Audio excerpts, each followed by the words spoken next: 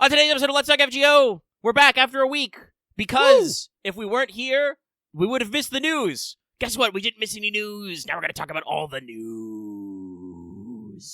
Here's the whole scene, but you only need the edge.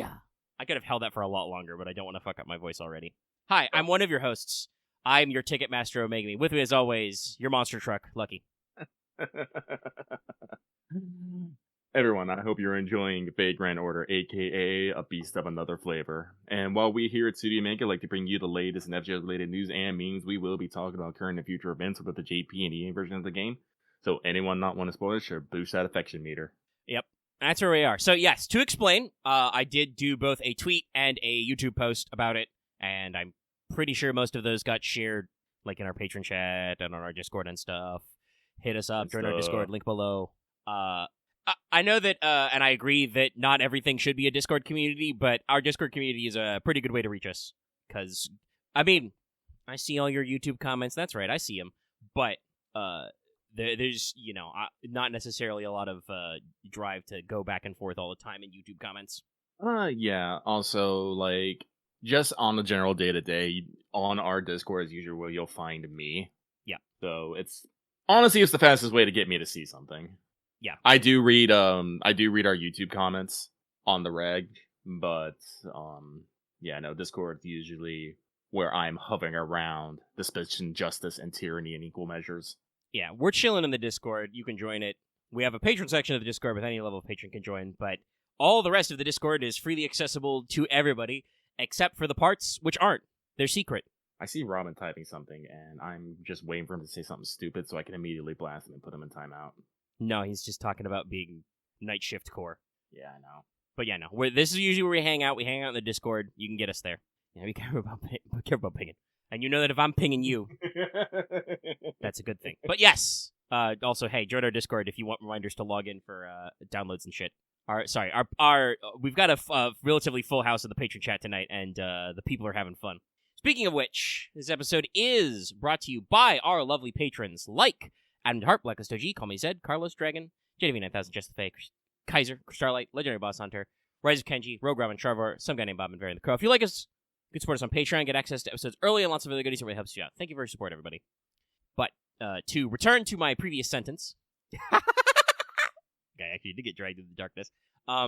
Sorry, some of these things you're only gonna figure out if you are watching the Patreon chat. Anyway, so last week we took a week off because basically FGO's 9th anniversary was blocked out for basically the entire weekend. I think the first staff talk was at like 3 a.m. Eastern time on like Friday night / Saturday morning. And the actual like anniversary panel was like technically Sunday a.m. So it was the whole weekend blocked out. There was no really good time for us to record the show. Like technically could have recorded it Sunday night, but that's our established tabletop gaming time, and scheduling those is really hard. So we don't want to fuck up the schedule. Obviously, we had a couple of times, live streaming throughout the week to chat back and forth on some stuff, but we were able to, sit back, and I think it's for the best because at least one of the news stories we're going to talk about actually, like, very recently, like, literally, like, I think yesterday, as of the time of recording this, like, Thursday, got some, like, clarification, so It was good to take the time off to see all of it and kind of get perspective. Haven't really, like, missed anything. You're going to catch up on all of it. And I'm going to be honest, if we'd reported on some of this stuff, like Sunday afternoon or whatever, I wouldn't understood what was going on. They did all the announcements in moon runes, guys. My Japanese is very, very beginner level. I can keep track of, pronouns and some very basic verbs. I think I can ask for directions. I can shout cheers, thank you. That kind of stuff. That's about it. That's all I got. So, some of this stuff goes over my head. So, yeah, one of those things where, like, it's better to like, actually let everything percolate. So, it is. And we'll get into it. Yeah. But, let's see. Did his intro? I don't need that anymore. Very briefly, let's check on Nerdy's favorite Kohai. Mash. Senpai! 起きてください. Because it would be time for Wake the Fuck Up Senpai, Wake the Senpai for Pro Tips. But there isn't! No tips! Only Summer Eresh! Only Summer Eresh. I believe what I shouted on Twitter at like 4 in the morning was I quoted Steppenwolf's Born to be Wild. Fire all your guns at once and explode into space. So yeah, I don't have any pro tips, man. Do whatever is good for you this week. We're in the middle of a downloads / special promo celebration for like a week in EN, kind of the anniversary in JP. Just chill out, take a sec, eat some apples, turn some apples into blue apples. JP is in a little bit of a chaos right now, and nothing's kind of happening in NA right now. Yeah, I mean, we'll talk about the exact details of both the 21 million downloads and the Fate Stay Night Remastered campaign, which they've doubled up on. Like, it's very clear what FGO EN wants you to be doing with your time, but guess what? That means it's chillin' time. So we're gonna move on from pro tips to records thrown, our regular achievement topic. All my summer squad, Smile Protect. Everybody's max ascensioned. A couple of them are like missing their last level because they didn't quite finish them before double XP ended or extra suck. Whoops. Whoopsie. But did get Summer Ortoline Day to NP5. I've unlocked the costume and stuff, and I decided to pick up Artoria on the Fate Stay Night ticket because guess what? Didn't have her. Been playing this game for 7 years, chat. Over my side, it's nothing too different. I also picked Summer Orleans, and she is MP5 and max level. Smile is protected. I actually have no idea who the fuck I'm gonna pick on the FSN ticket right now because I have every single one of those characters at MP5. Yeah, I guess it's just a question of getting an extra rare prism then. Pick your favorite Actually, let me double check. I might not have Herc at MP5. He might be like MP4, but that might be like my only one. Yeah. Then you truly get to pick based on which CE you want. Yeah. Like, obviously, I want the Medusa CE, but again, been playing this game 7 years, don't have a regular saber. There's a little stuff to go with that. We'll talk about it. But yeah, it's an open-ended time. I should say I do have it not... It's not really all the world's evil, but not... While I was, fucking slamming... Oh, thank you. You found the tweet. I was, like, slamming the event back and forth pretty regularly, and it was pretty cruise control. Doing the 90 and 90-plus nodes over and over again did get a little monotonous. I didn't actually close out the points ladder. I got to, like... 5.5, 6 million or something. Like, I think I missed one of the crystallized lures. But it was alright. There we go, there's Lucky. Sorry, you kind of talking in the background for a second there. Yeah, sorry. Roommate just came home. So a fun story. I was supposed to go work up in the country again, work on that stuff, but he just abandoned me and left me here. And I was like, what happened? So I went to go ask him. He was just like, it was whatever. Fair enough. But yes, that's our tips. Now let's talk about... Did you finish your master missions? So, to complete your master missions this week, defeat 3 lawful servants, defeat 15 each of beast trait, demonic trait, and humanoid trait enemies, complete 5 quests, complete 10 quests. So, do the event, and now that the event is over, do dailies, I guess. That's it. Ta-da! There you go. Which means it's time to move into skelograms, and what a gram they are skelly. There's a lot of them. Yeah, got like a full page and a half for the 9th anniversary alone. But that is first, so let's talk about it. So, FGO 9th anniversary happening in JP. The event sequence started the 4th, going until the 14th. So, first of all, I know there were some people who were like, concerned that Destiny Order 7 was like a one-time thing. Guess what? It's not. That's how they make it the money. So, yes, Destiny Order is back. Yay. You love to see it. This makes it hopeful for me that we're gonna just get it every time now. Yeah, I think we've basically declared, since it did return in JP and we got it a year early, that NA, EN, the EN language version is gonna get an extra year of Destiny Summon, which is perfectly fine with me. Thank you. Destiny Summon is it just at the anniversary? Yes. Okay. That seems to be locked in that it's just anniversary time. Now let me click the new one to see about how they exactly broke it up. So, yeah, you get the thing, you got the access, you can select everybody from the pool. Let's see. Who's the most recent in it? Well, you got Takadu, you got Andromeda. Lucky's Beast Enjoyer. Got all the way to Alice. So, it is anybody. You can set your selection to include permanents and story locks, and it looks like it goes all the way up to the, oh, yeah, no, they even have Azumi no Isora, so yeah, it's everybody who is released. Including, of course, in the second extra slot does include Beast, so you can slot Draco in there, which is important because she's not in the normal Lucky Bag groups, so keep that in mind. But yes, got all your selection out there, so you got all your slots, you roll them. They've got that very lovely feature to let you know if you do roll somebody. We do like that. Do like it indeed. And also we have the, we just mentioned it, the GSSR, the Lucky Bag Summon. This year it is divided into pavilions, kind of like the actual FGO Fez event. But basically these are groups of limited 5-star servants which are thematically associated. Starts at about the LB 5.5 era and forward, so, only the 5th year or so. But you do have a, broad collection of people who can fit in. So, you've got Heian Kyo block, which includes Summer Abigail for some reason. You've got the LB6 block. Traum is a pavilion. We've tucked Koyan of Light into the LB7 group. But I guess... Yeah, that makes sense. Yeah. We can't that's where quite crunch it out. Well, no, that's where she actually shows up as Coin of Light. Yeah. Ordeal Call is a group which includes Britomart for some reason, I guess because she was in the Ordeal Call era. So it's not like a 1-for-1 matchup chat. They've got an existence outside the domain for like foreigners. We have the Exciting Animals Pavilion, which is very funny. That's like Bakken, Miss Crane, and Huyan Zhou and stuff. Yeah, I think they put her on the pre-release for 7. I don't know why they call it Close Friendship Pavilion, but it's basically just group servants. So it's Summer Okitan, Trung Sisters, and Azumi Norisora. Oh, okay, I see why we didn't tuck Darkness in there. It's because we have a New Year Pavilion, which is Muramasa, Yamato Takeru, Rasputin, and Koyan of Dark. Okay. We've got a Valentine Pavilion, we got a couple Summer Pavilions, we've got 2 Guda Guda Pavilions, and then what they call the Borderless Pavilions, which is just everybody else. That Borderless Pavilion 1, by the way, looking pretty good for me in the future. That's going to be Ptolemy, Super Bunyan, Tiamat, and Arc. I probably am going to need more Tiamats. I don't know if I'm going to be able to pull another NP5 out of my ass. Yeah. So it's all, really out there.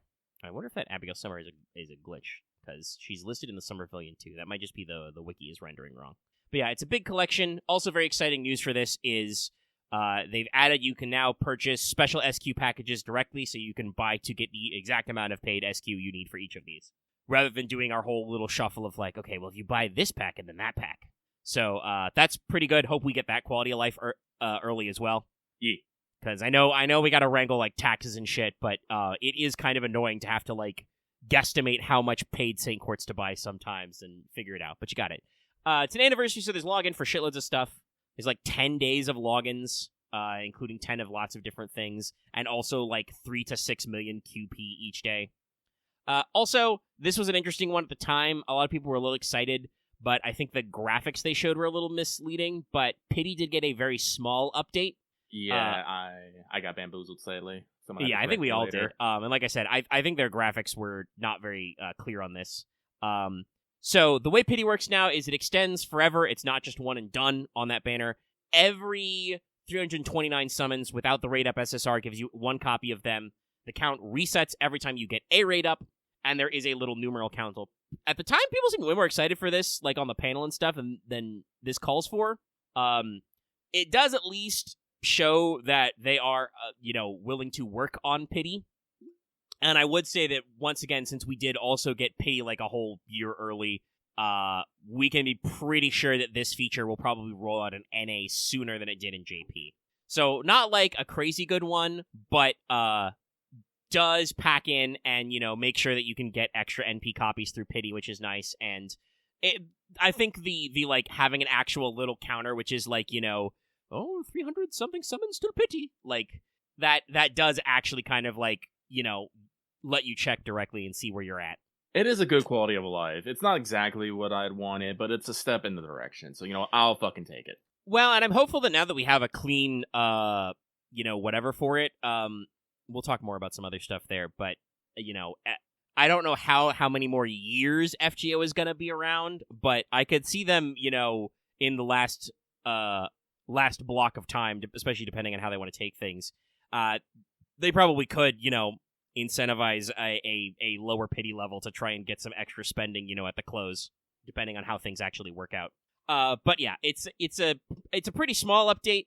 And a couple of people are bringing it up for like that, technically for that NP2 value, it could have been useful. Like I said, it seemed a lot more exciting at the time. And honestly, any complaints about it got a little popped by some stuff we're going to talk about later. but that is further down in here because we got limited master missions. Get Saint Courts for MSQ progress. If you've already done all the main story, you get it all already. And the other thing is that to note that the main interludes, Heiankyo and Trom and all of EOR don't count for this, but every other story does get you extra. And then lots of your permanent master missions have been increased. More free quests, more rank ups, more servants leveled, that kind of stuff. So just in general, if you're keeping up on everything, you're going to have a big infusion of Saint Courts. In addition to, I think they just gave away, like 190? Yeah.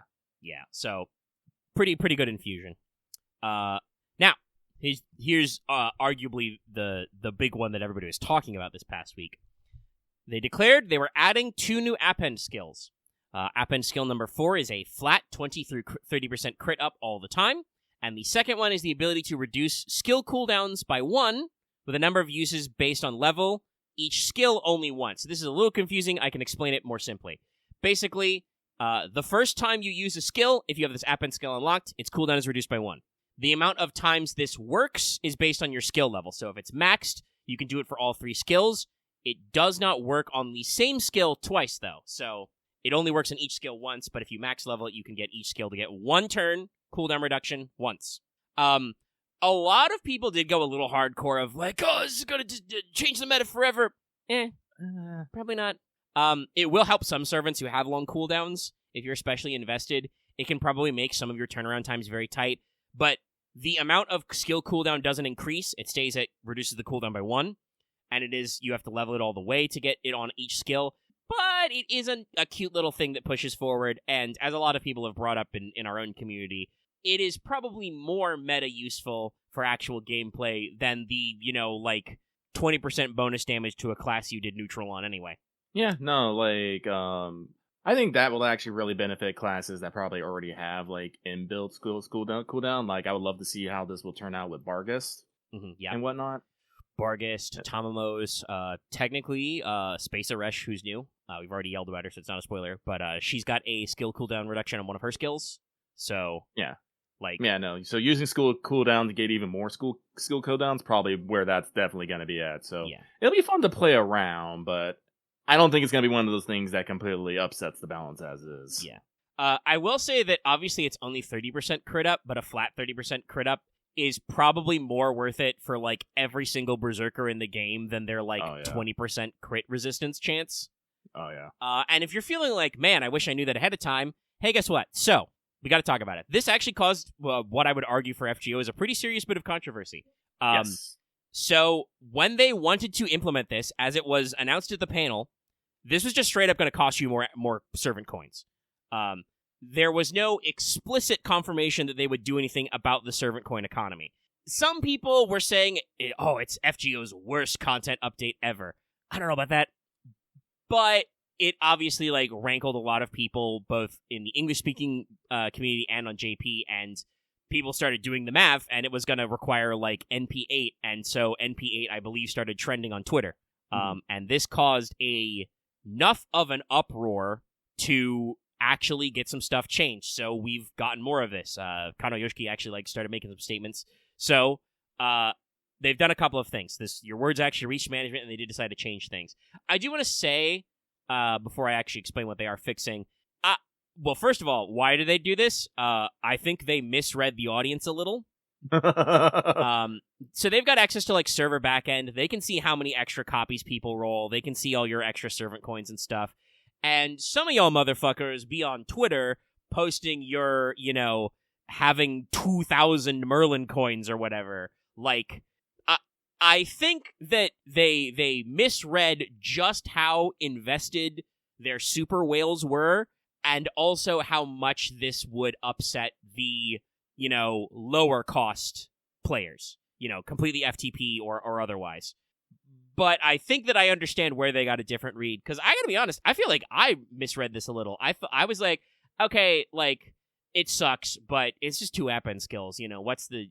If you gotta go without, what are you gonna do, But people were really nettled, and they brought it out. Some people did say that, this completely dampened the mood, man, and I'm like, I don't know about that. Because they revealed Space Eresh later, and, the mood really picked up for that, right? Yeah. But once the glitz of the anniversary announcements wore off, this definitely stuck with people. And you guys said some stuff, you brought it up, and that got some changes. So first of all, straight up 120 SQ as compensation, as we're sorry. 10 spins, or 11 spins, I should say. The first thing they did basically immediately, I believe, was your app-end skills can now be swapped after being unlocked, like command codes, basically. So if you already paid to unlock an app-end skill, you can swap to unlock a different app-end skill without paying servant coins. It's only if you want to have them all permanently unlocked you need to pay. Which I think was probably something they should have done at the outset, again, because the two new app-end skills are such higher quality. Like, honestly, they pulled it out so quickly, I kind of want to believe that they were working on that already. Given how fast this turnaround was and how willing Kano-san was to talk about it, I have some suspicions that some of the development team may have had an inkling that this was not going to go over well, but they either didn't have an immediate fix ready and thus didn't want to announce something they had no timetable on, or were incentivized to, push for more servant coin copies, and the C-suite wasn't as sure it was going to be, as uproarious as it was. Oh, was it the 4 to 6 months before they put in the coin changes? I do remember saying that this was going to be on a timetable. I just don't remember what part it was. But no, the fact that they had an idea out the outset was all like, they were thinking about this. Yes. And again, like I said, this one I almost feel like was like, maybe it was quality of life they were planning and then rushed out, but it's like, much like how we already did with command codes, right? And the code unlockers, and the cleaners and shit.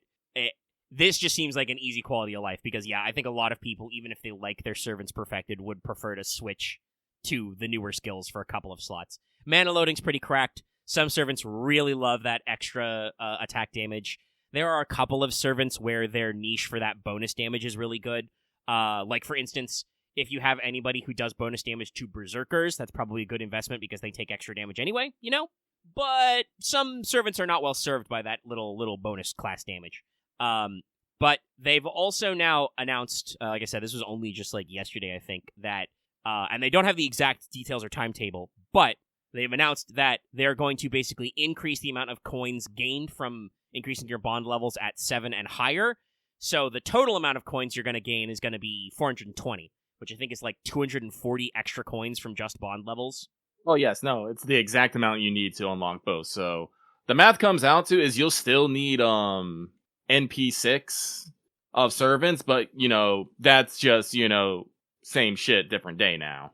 Yeah, it means that it is now basically a universal flat that if you want to get 120 in all 5 app-end skills at 10s, have them all unlocked anyway, you got to go NP6 bond 15. I do believe there may also have been some rumblings that they are going to work on new ways to get extra bond. Like I've heard some people talking about getting extra bond in the front row. So that's pretty all right, but for the moment, no further updates. They said it'll take them a while to actually get this rolled out. The most interesting thing is that what was also announced in this, I haven't put it in my notes because it's still kind of ambiguously worded, but they're apparently going to offer compensation to certain players who tried to roll extra copies of servants or maybe spent USOs during the time frame this was announced, thinking they would need extra servant coins they're not gonna need. So you're apparently going to be able to acquire extra servant coins from not the servants you rolled. It's not exactly clear yet what this is going to look like. This could be the universal servant coin currency we've been looking for, or it could just be that there's a special exchange menu where you pick the servant you want to get coins for. We don't know yet, but they did say that there will be a compensation feature. But yes, this basically is like you need the NP6 if you want to go all the way. Mm-hmm. And again, I'm really glad that their solution to this wasn't Bond 20. I had a deep fear that that's the direction we're going to go, but that's already so much fucking bond you need to generate anyway, so this is pretty good. And yeah, it does show that, occasionally yelling and rattling your sabers does work. Like I said, I think that somebody underestimated exactly how invested the audience was, and they got a little got for it, but ultimately this is, it worked out for the better. And we'll keep an eye on exactly how these systems come out. Yeah.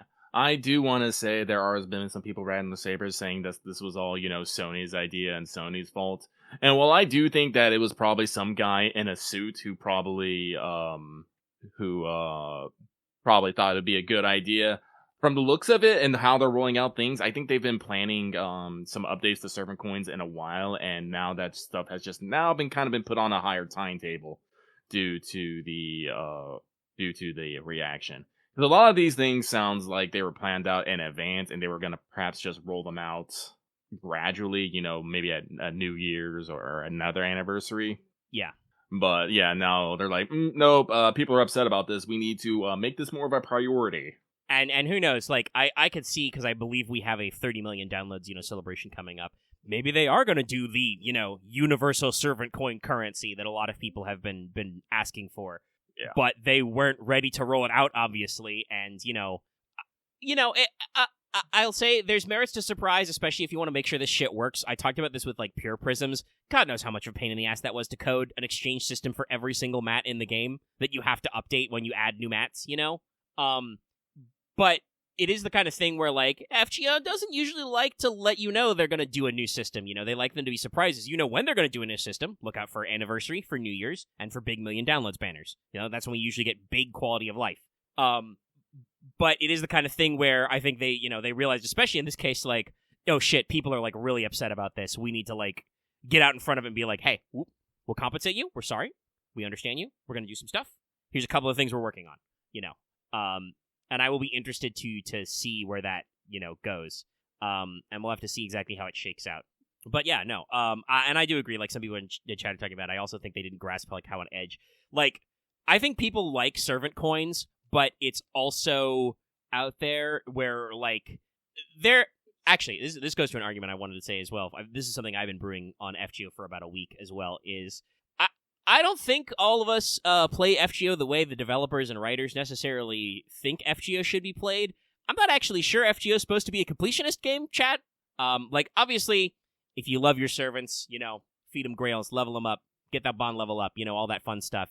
They've given you ways to expand the levels, expand the bonds, so you can, feel incentivized to keep using your servants. But, like, actually max ascensioning every single servant takes a lot, Well, and I say, but you give you some milestone rewards. I think those are supposed to be rewards. Those are not incentives. Those are rewards. If you bust your balls and max ascension a lot of servants, which takes a lot of work, there's a decent amount of EXP involved, and God knows how many mats. They're like, okay, you're working hard. Here's some Saint Quartz. We know you want that stuff. If you're a guy who, like, owns exactly the 6 servants he needs all the time to do anything, not that I even know if you can do the game that way, But you know what I mean, right? Like, if you literally have the perfect 1 servant team and you never need anything else, you don't need to do all that, You're set, right? And so I wonder if, like I said, they didn't realize that a lot of people think about, like, the completionism of the 120, max ascent append skills as, like, well, that's, part of the deal, right? You gotta go that far, right? You can't. You're disrespecting your servants if you won't grail them to 120. Never mind, that's a fuck ton of EXP, guys. Oh my god. So much EXP and QP to do 120. So, like, it is, I think, not intended to be just a thing you do for the sake of getting the level up for the extra stats. It's, hey, you really love this servant? You wish they did, like, even more damage, had even more HP? Alright, go crazy, So I think that like we said, I don't think they quite connected up that, like, people are actually, like, doing a lot of complicated math on the servant coins because for both love reasons and numbers reasons, big numby go up. Numby go up. They want to, like, budget out these coins, and so I'm like I said, I'm glad they actually decided to, like, get out ahead of it and hit them up and be like, okay, we got some ideas. Here's what we're doing right now. Here's what we're doing later, and free Saint Quartz covereth a multitude of sins. Yeah, but the thing that just concerns me most about the free 120 is how if we're going to get that in NA. I'm imagining, and I said this, I think, in our Discord earlier, we'll probably get the 120 just doled out differently. Like, they'll probably tuck it into some extra, like, seasonal campaigns or break it up over a couple of spots. Like, I could imagine, say, like, they could partition, like, 30 out of that for, like, July 4th specifically, Mm-hmm. and stuff like that. And they could probably give us the total 120 without actually, I mean, Albert knows what's up. He could fake announce the bad old system and then take it back the next day and give us 120 state courts. I don't think that PR would want to go for that, but no, they're not going to do that. But I hope that they will find a slot to like spread it out a little. It probably won't be. I hope Albert's just was all like, all right, you're also getting the 120 because they messed up 2 years ago. Here you go. Just be frank with me. We know what's up. Yeah. They'll announce it, and then God, it reminds me of the fucking panel where at the end, like first of all, when they got to the anniversary servant, Mafia is like, "Oh, Kano-san, you're out of things? Are you sure you don't have one more thing?" And he's like, "Yes, I have one more thing." And then they show Space Eresh, and then Mafia turns to him, "So, Mr. Director, are you sure you don't have one more thing?" And he kind of did, but not really. But still, it's like Mafia's got great stage presence. But yeah, no, like they could find some funny ways to work that out. But yes, so further on, because boy howdy, chat, there's a lot more of these. We're still not done. First of all, shitload of stuff in the Mana Prism / Rare Prism shop. Bunch of old command codes, CEs, and Mystic codes are in there now. And also, they've added new permanent master missions to get you some extra rare prisms. So far, just for clearing Part 1 stories, but gives them a new milestone to dole out. Gives you a handful of regular mana prisms and, like I said, one rare prism, I think all the way through Solomon. So that's just good. The rare prism economy has, gotten, much more important, I think, over the past couple of years since they introduced it. But also, they've done a lot to give you that breathing room, Mm-hmm. So, good to see. This surprised a lot of people on the panel, but ×4 suck chance, along with half AP dailies and half AP Bleach Earth quests. That's right, we're going to 4 times the success rate. We also, thank God, got another storage expansion. Both automatically gave you another 100 slots of everything, and you can buy more slots in the Mana Prism shop. Thank you, I'm glad they do this every year. It's very important. We also got our rank up quests announced, and we've gotten most of these out of the way already, so I can discuss them a little. First of all, first day, Benny Enma's Evade got buffed. It's now a 20-30% battery, and is also a 20-30% arts up for 3 turns. Does this mean all Eye of Minds will be augmented? We need to find out. And then a very funny Saber Giles tactics buff. He had vanilla tactics, and they fixed it. It is now a 30-50% crit up for all lawful servants for 3 turns. Gives good servants 2 levels of overcharge. It's 5 to 10 stars per turn for 3 turns, and if you have a star attribute servant on the field, it's 20 stars. So basically, Jean gets a lot of buffs. Yeah, no, I'm about to say that turns Saber Giles into a pretty good support. Yeah. Obviously, I believe there are several lawful good star servants you can make that work, but funnily enough, regular ruler Jean hits all of those criteria, and honestly, she probably would not hurt for that free overcharge and maybe some of that star infusion. Because rulers, I think, have a pretty good star weight. But there are other guys who can get up there. Ooh! Kukulkan counts? Okay, that's also pretty good. I remember her being a pretty heavy-hitting servant. So yeah, no, it just gives him a very funny support niche. Which for, a 3-star Saber, who's always kind of been in that road, is good. Yeah. After approximately 10,000 years, Cleopatra got a buff.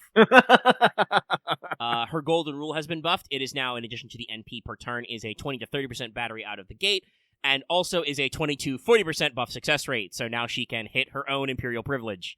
Yay. It took us a while to get here, I guess.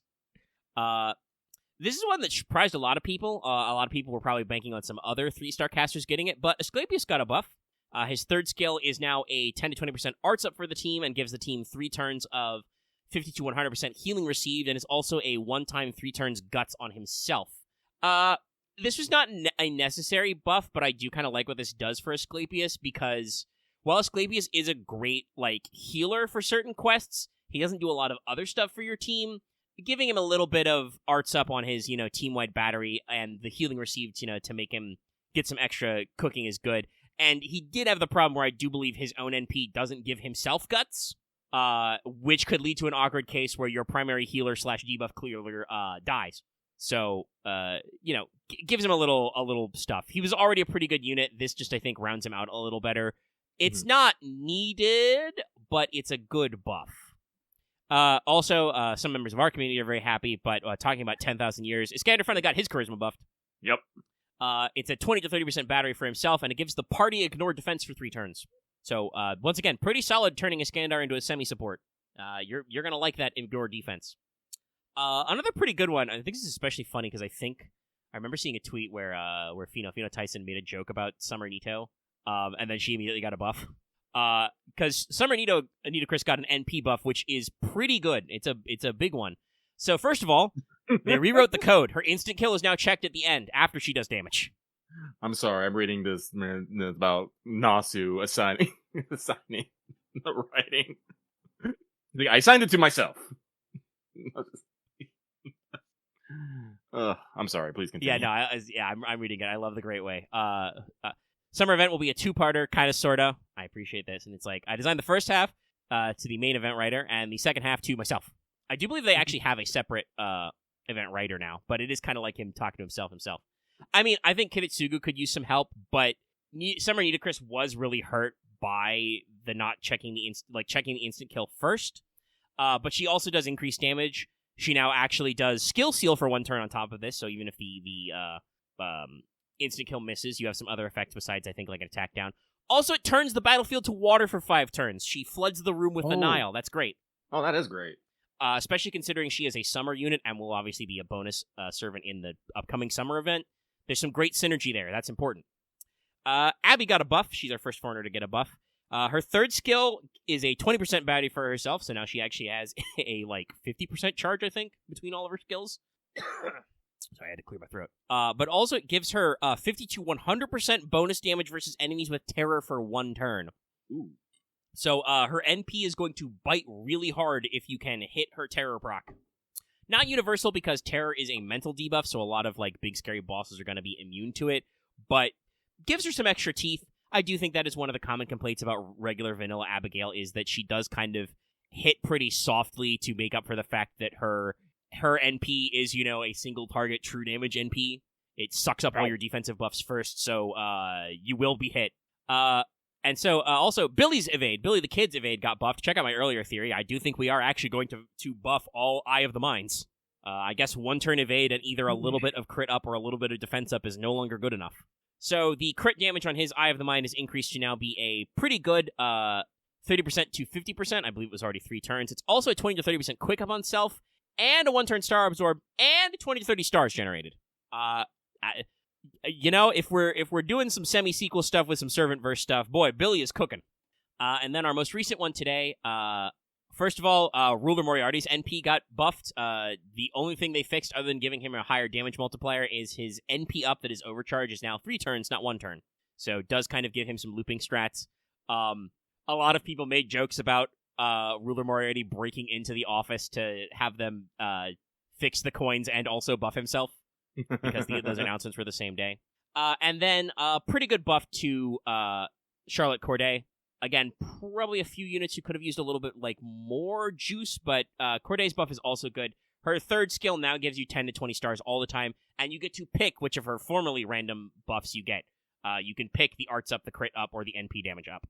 And also, what we have left as of the time of recording this, our next one will be a 5-star foreigner and a 3-star rider. Take your bets now. I'm hoping it's so always, but I'm still hoping the foreigner will be Tomomo. Or not Tomomo, Koenskaya.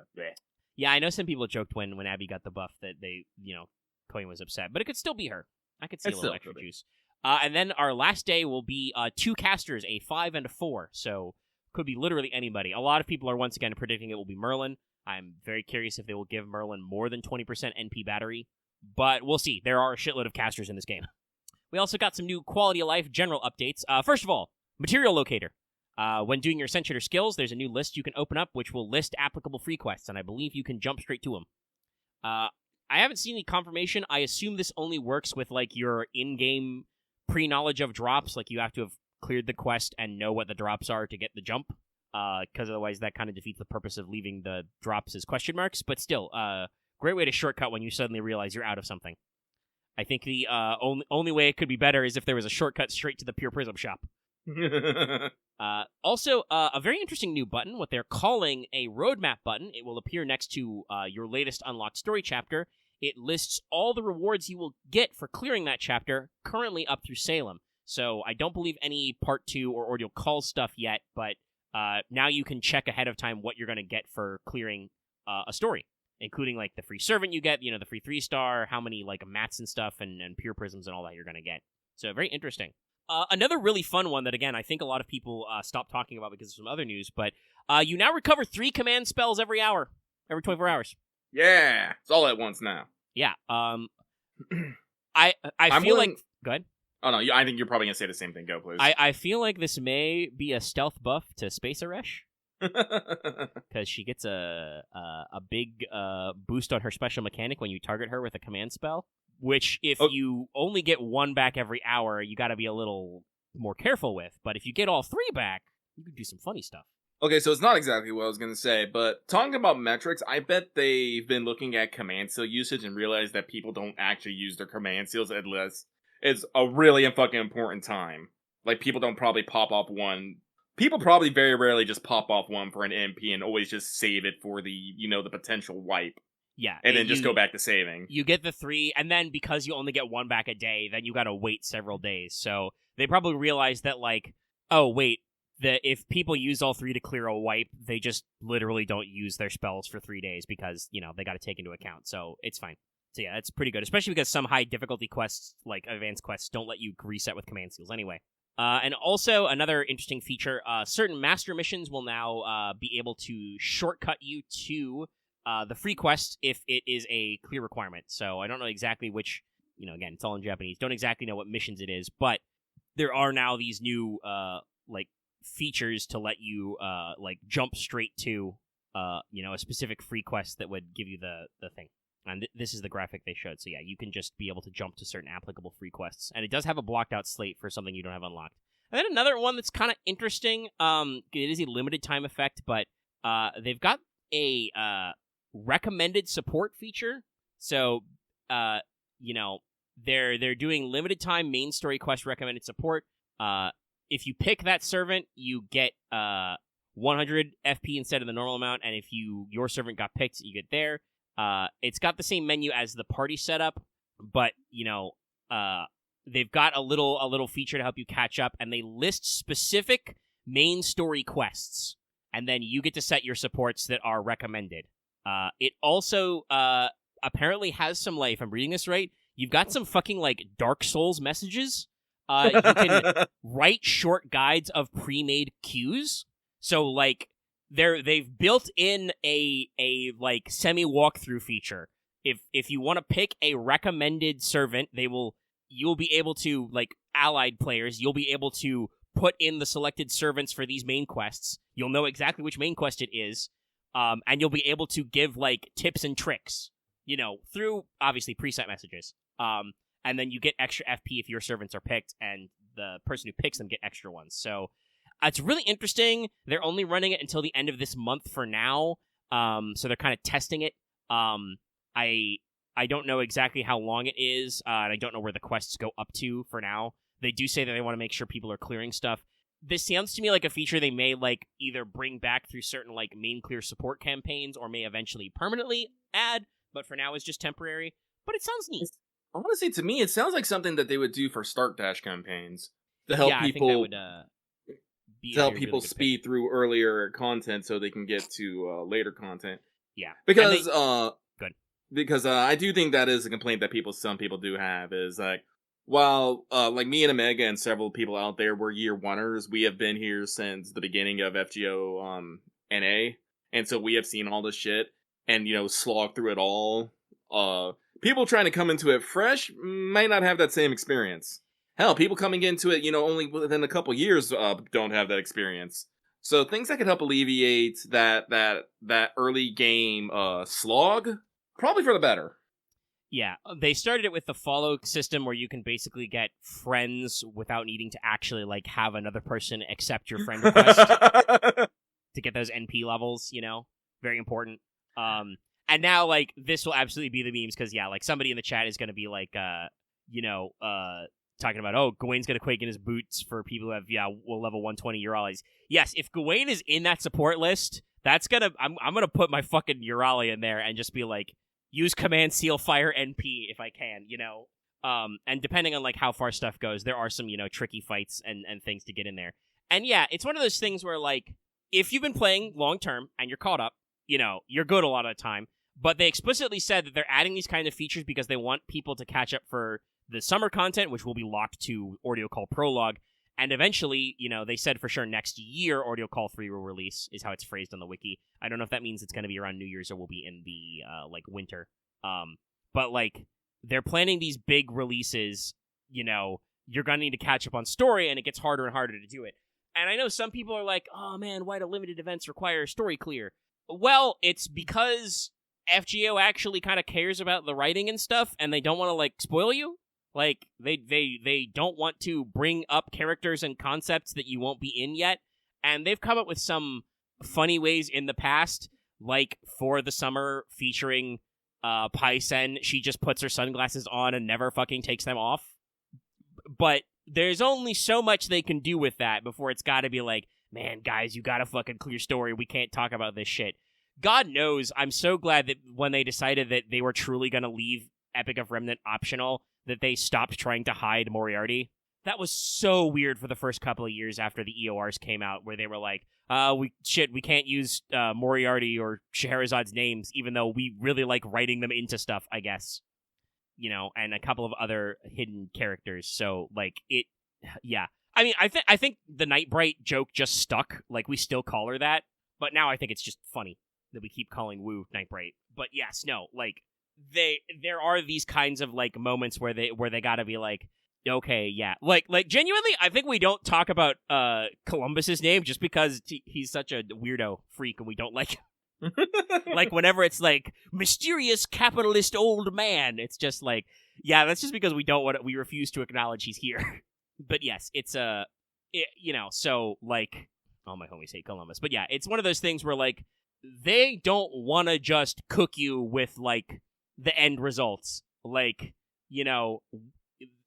can't have fucking for instance, not that I think they would, because it's main story related and we haven't quite resolved it, but you can't have you Olga cameo in a fucking summer event before you've at least gotten to the end of Olympus, right?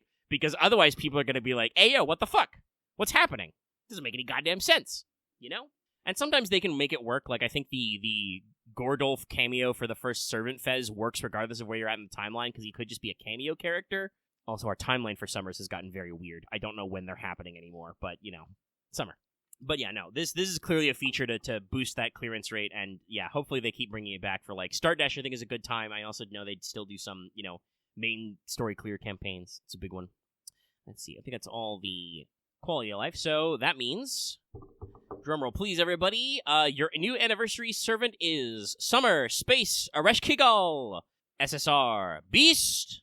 More details to follow, but yes, no, with a astonishing, beautiful NP reveal. Space ERESHKIGAL is here, but she is indeed Summer. Her first ascension is just Summer Eresh, and then she gets spacier as time goes on.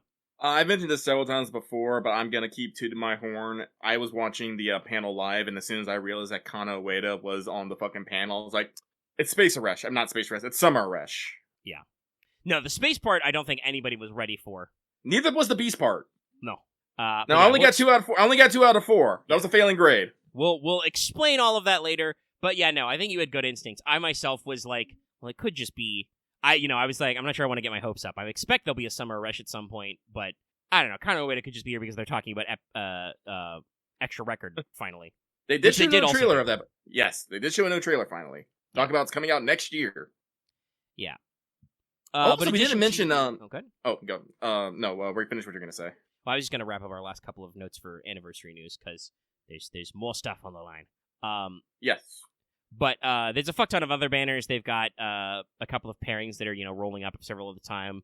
We've got Consort Yang, Summer Osakama Hime, Ptolemy, Summer Nido, regular Kama, Summer Nobu, Kentoki, Summer Carmilla, Kenshin Shinpachi, Merlin and Summer Gareth, and a Sherlock and Cagliostro Wombo combo.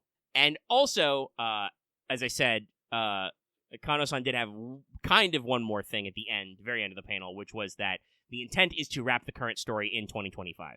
I think most of us kind of guessed that's where we were going, but yeah. I'm assuming we're going to have another Ordeal Call here at the end of the year. Like I said, and then we'll have the wiki translation phrased it as Ordeal Call 3 will be next year, so I don't know if there'll be a bridge event or they mean it'll be next year because it'll be very late in December. But we'll see. You know, they'll have more details later. But yes, they did a wide variety of panels and presentations throughout all of FGO Fest. And I think it's lower down in my notes, but they did talk about several Type Moon projects. So I can say right now, as we've wrapped up the anniversary news for the most part, unless there's something else I'm forgetting, because there's a whole fucking page and half of this. Fate Stay Night Remastered is on Steam and such now. Yeah. Out now. There was a glitch in the English version of the locale, but it's fixed now. Get to play with a randomizer, baby. Yeah, many memes about randomizer mode. The character sprites were displaying seemingly randomly. My favorite is fucking the corrupted Grail, and look, it's Tosika. I was like, yeah. It's a very funny one. But we also have some other news, which is they announced Hollow Ataraxia Remastered coming this year. That's I think that was the big shocker. Yeah, that was a big surprise. Like, a lot of people were wondering. Though I did hear that apparently there may have been a obviously Japan only, but a PSP port of Hollow Ataraxia, so there could have been. I've never heard of it, but yeah, I've never heard mention of it, but yes, still, it will have been a long time, especially if it was actual PSP and not like Vita. It's been many years. But yeah, Hollow Ataraxia Remastered, and they did clarify worldwide release, so it's not just a like PC release, and you know, probably, I mean, definitely Switch, maybe also PS4. They got a few. That's the thing I have to wonder. Like, isn't well, never mind. Like, I was wondering, they're not doing physical releases, which is the bummer for me. Not yet. I think we have a mailbag question where somebody's asking, and I will ask about that. And I think I got some thoughts there. We'll get there when we get there. But yes, for now, it's digital only. But it is a case where, like, unlike like Mahoyo and Tsukihime, they went with like the Steam release right away. So and also it's like 10% off like for this first couple weeks too. But yeah, so Hollow Ataraxia Remastered coming this year probably. I think they said. Our exact it was on the Vita. That's why. Yeah. Okay, so it was. Unfortunately, the Vita is like definitely this gap in like knowledge for me. I don't know why. Yeah, but yeah, that's still been 10 years since they did that, so it's about time for an actual remaster with some higher quality stuff. And also, we got a new trailer for Extra Record. It's happening. They've been working on systems and animations and stuff. They've shown off a lot of different systems. Sprites look so good. Yes, everything looks really good. The models are pretty good. So a lot of the gameplay stuff has been revamped. It looks like they've got kind of rather than the original game was a little more rock paper scissorsy. This one looks like we've got like full like Chain of Memory style like deck building stuff. Yeah, no, I was like that might be rad. Yeah. I also do think that the trailer did a pretty good job of splitting both like field scenes and cutscenes between male and female protagonists. They seem to rotate between the two. I know that is something you've complained about, and that does sometimes happen, where it seems like certain versions of the trailer or certain character combos favor one protagonist gender over the other.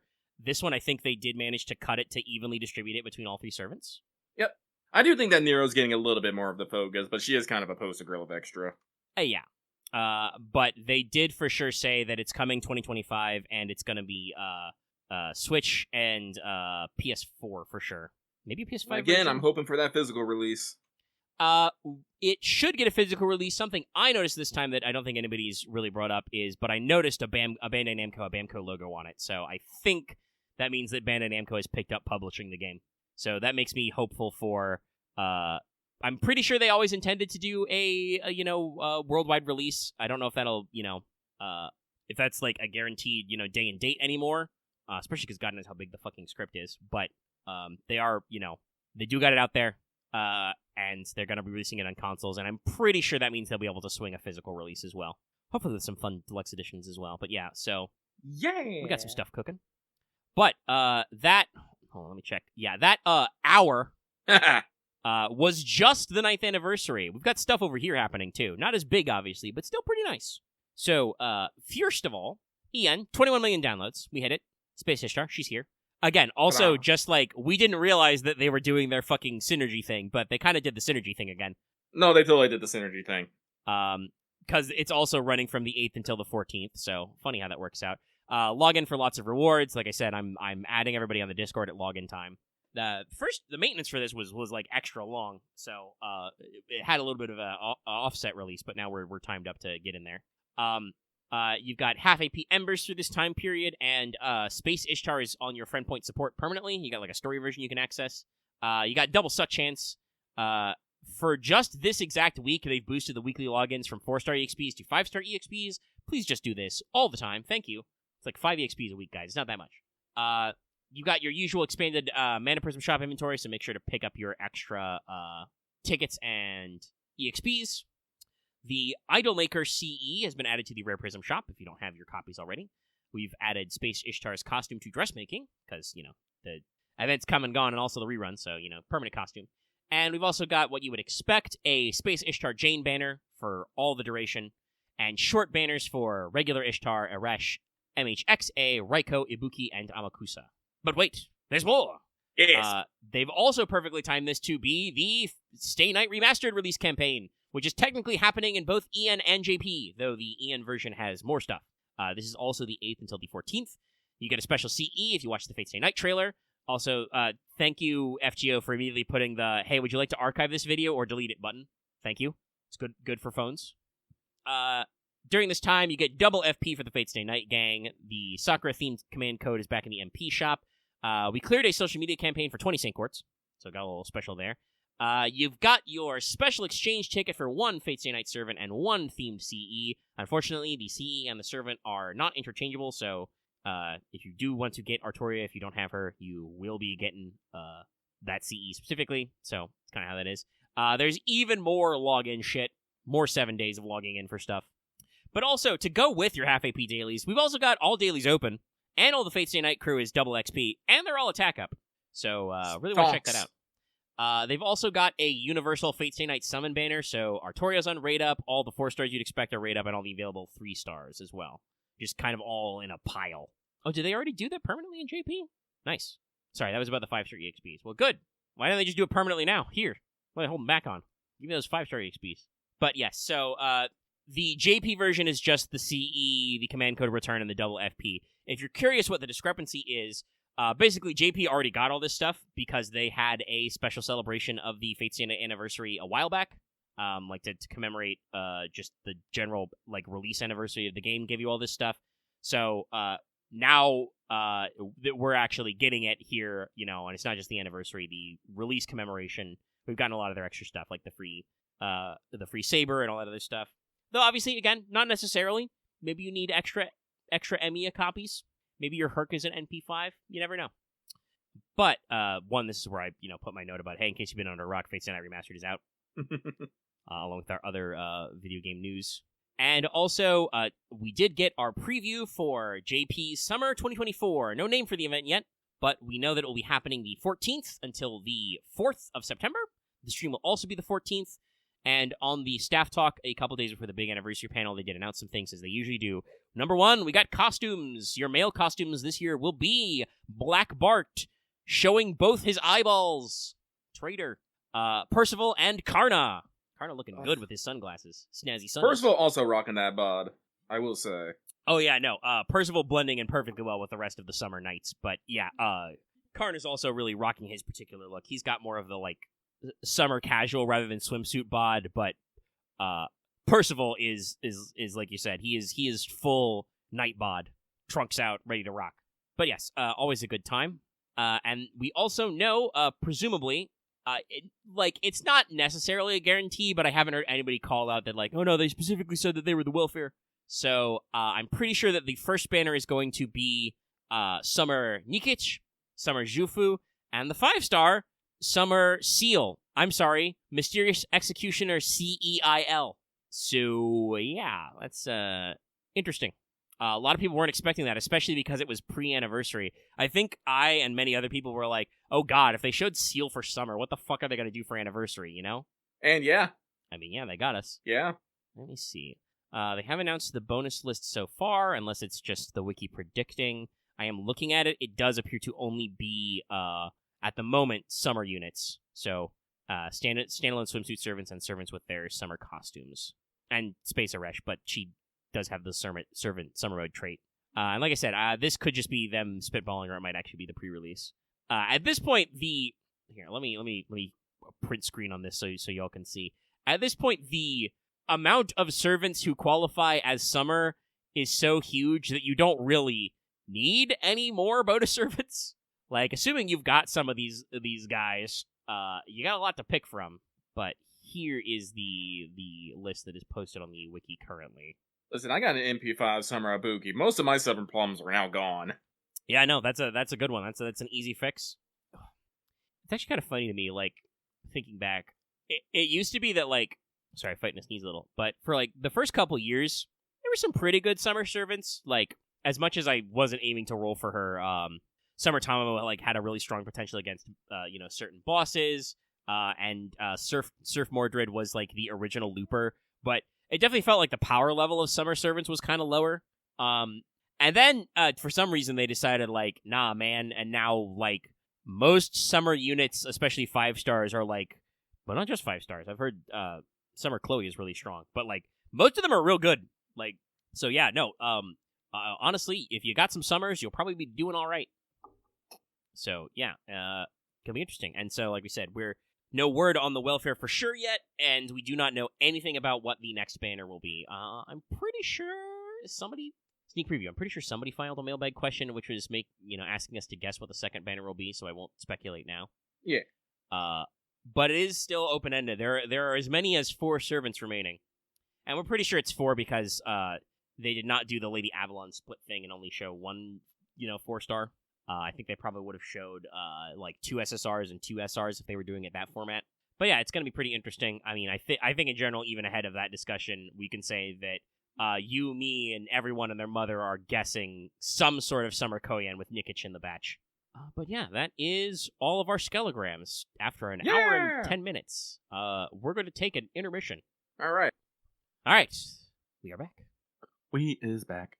So, with that, it is time for this week's Let's Talk FGO mailbag. The segment where we read what you have to say and comment accordingly. This week we got, let me hit this refresh button here. Oh, haha.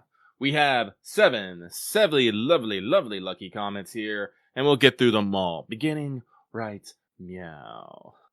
And our first one comes from Monster Girl Aficionado, who says, "Dear Lucky and Omega, no questions this week, just sending good vibes, wah wah wah wah wah wah wah, and wishing you well. Keep up the great work. Same to you. Thank you very much. Glad to see you every week."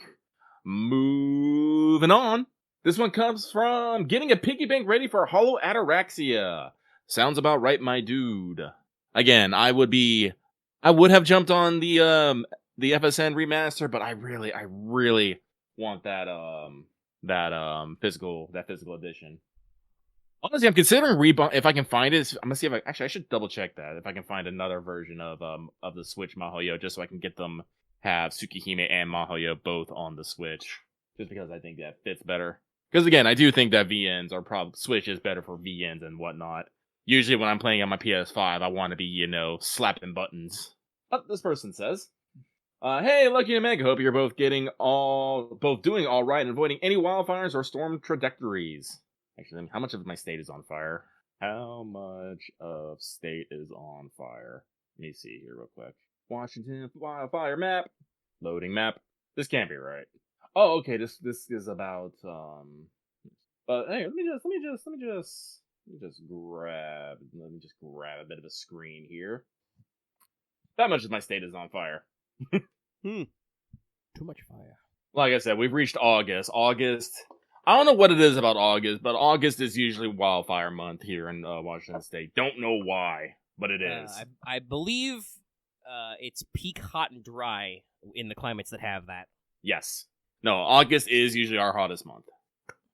But my question, this person goes on to say, "My question for you is related to the Stay Night Hollow Ataraxia series. So far, Aniplex has not given us any details for physical copies of Stay Night, so a lot of people have different sites are theorizing that Type Moon will make a double physical pack for Stay Night and Hollow Ataraxia once HA gets a confirmed release window. Thank you both for your time, and I hope you have an easy night." Personally, I would like that. I would not mind a double pack. If it's physical, double up on that shit. Just give it. I will buy it. Yeah, and I could see it, especially because, there's no way the games are very large. Actually, fuck it. I can probably check what the download is on Steam right now. Store.steam-powered. How much is Fate Stay Night? Also, it's fucking crazy. I can search Fate Stay Night on Steam, and it's right at the top there.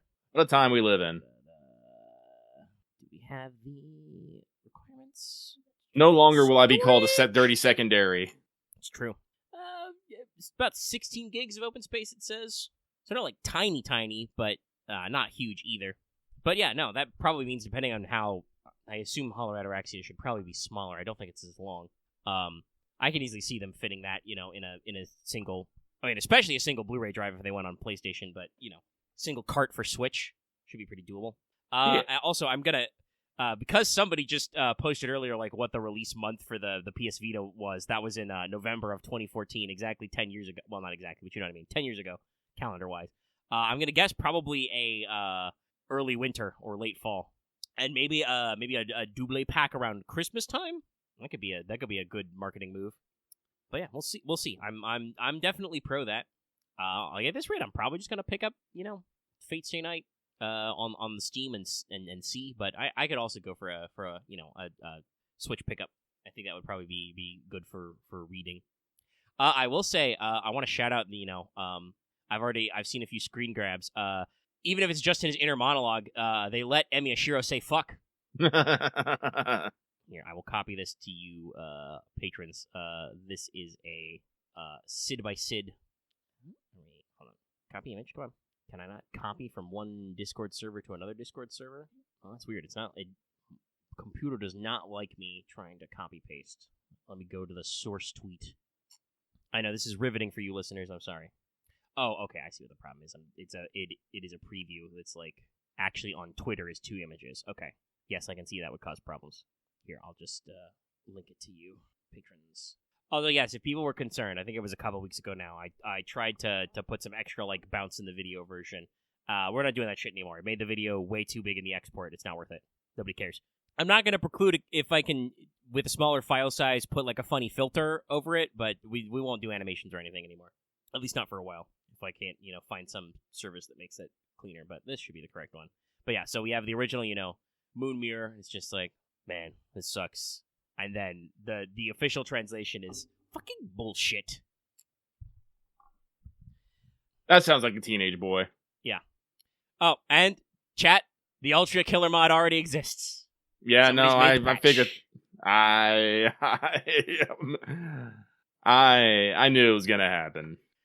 I mean, they released it on Steam. You knew it was coming. Hell, I mean, from what I understand of how the Aniplex USA guys feel about the translation, I wouldn't be surprised if one of them didn't have a version of the script with it changed around, preloaded, and just upload it through their own Steam account.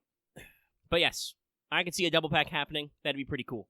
Alrighty, so let's move on to the next one. This next one comes from a hunter hunting for coin. Hey, Blonde Reploid Omega, Buster Blue Lucky. Hope you had a good luck if you did any last moment rolls. So about those coin... Nah, who cares about that? We have Summer Eresh finally. So what was her best feature in your opinion? Her long flowing hair, her horns, her outfit, her unique summon animation and card? Actually, I have not seen Eresh's summon animation now that I think about it. Much like the last beast, it's special, but it's in a completely different way. Oh no, I bet. No, we talked about this. I know how they said Draco is going to be, the only beast of her kind, and technically they are correct. Yes, they bamboozled us because the Eresh version of the beast, like most of the other numbered beasts, has a completely different class comp chart. Yeah, so they got us. But this person goes on to say, trick question. Summer Eresh has many best features, too many to count. I hope to NP5 her in the future of NA, and will certainly offer what luck I can to you too as well when that time comes. Let the Eresh brain rot flow. Peace out. I mean, I definitely agree. I saw Summer Eresh is no, this is amazing. I especially like that she has a special affection meter mechanic. I know you're gonna get into it later, but I'm just oh, that's so fucking nifty. I kind of wish that was more of a standard thing, Oh yeah, but I mean, at this point we might not in this version of the game get to more like that, but I am hoping they can keep getting funnier with the mechanics because it's really neat, and we'll discuss all the circumstances when we get there. But yeah, it's but Eresh is such a cutie, and I am super excited. I don't think I'll be able to NP5 her, not with Summer right there. Not to mention coming off of just so many things. Again, this is why I tell people Summer and Anniversary just kind of always blend together for me, because it's always it's usually where I spend most on the FGO in a year, usually. And they're all right at like even in ours, they're almost always right after each other. Yeah, so no, depending like if by some trick of God in anime, like Summer Glanskaya or Summon Kremhild is not in this banner, I might be able just to go in on Summer Resh, but like I gotta get at least one copy of Summer Nikki. I gotta get at least one copy of Summer Juju, and at least I have to get one copy of Summer Resh. Usually I'm happy with one copy. It's usually when I know that they have like some really crazy utility, or it's like, they hit all my buttons that I have to go NP5. Eresh is great, but she doesn't hit every single one of my buttons, unfortunately. Oh, hang on. Someone did post it. I can see this real quick. I am not going to click this video because I do not want to infect my YouTube with... Actually, no, it should be safe if I clicked it in Discord, but I don't want there to be sound. But I'm not opening it separately because no offense to Xnaya. He's doing a grind, but if I click that video, YouTube's going to try and get my ass, and I don't want that because that guy posts current content shit. You got to watch the fuck out. Didn't Draco also like make all the lights go out too? Yeah, but in like a spooky way. That's rad. But what was I going? So yes, no, I definitely I'm gonna this is one of those things. I want the servants that I want, but also I'm all like, don't break my wallet, please. You gotta budget stuff out. I do gotta budget stuff out, but Listen, again, because like I said, I am completely wiped after Summer Ibuki. Like I have concerns about my roles for Tiamat and Draco next year, and then the immediate summer after that with guess what? We're doing more servants. Oh god, do I want like every servant in that one? Because it has Summer Chloe, Summer Suzuka, the Summer Tamlin. I'm forgetting one. Who am I forgetting? Because that's only 5. Summer Castoria. Yes. Thank you. I feel dumb for that now. I really do.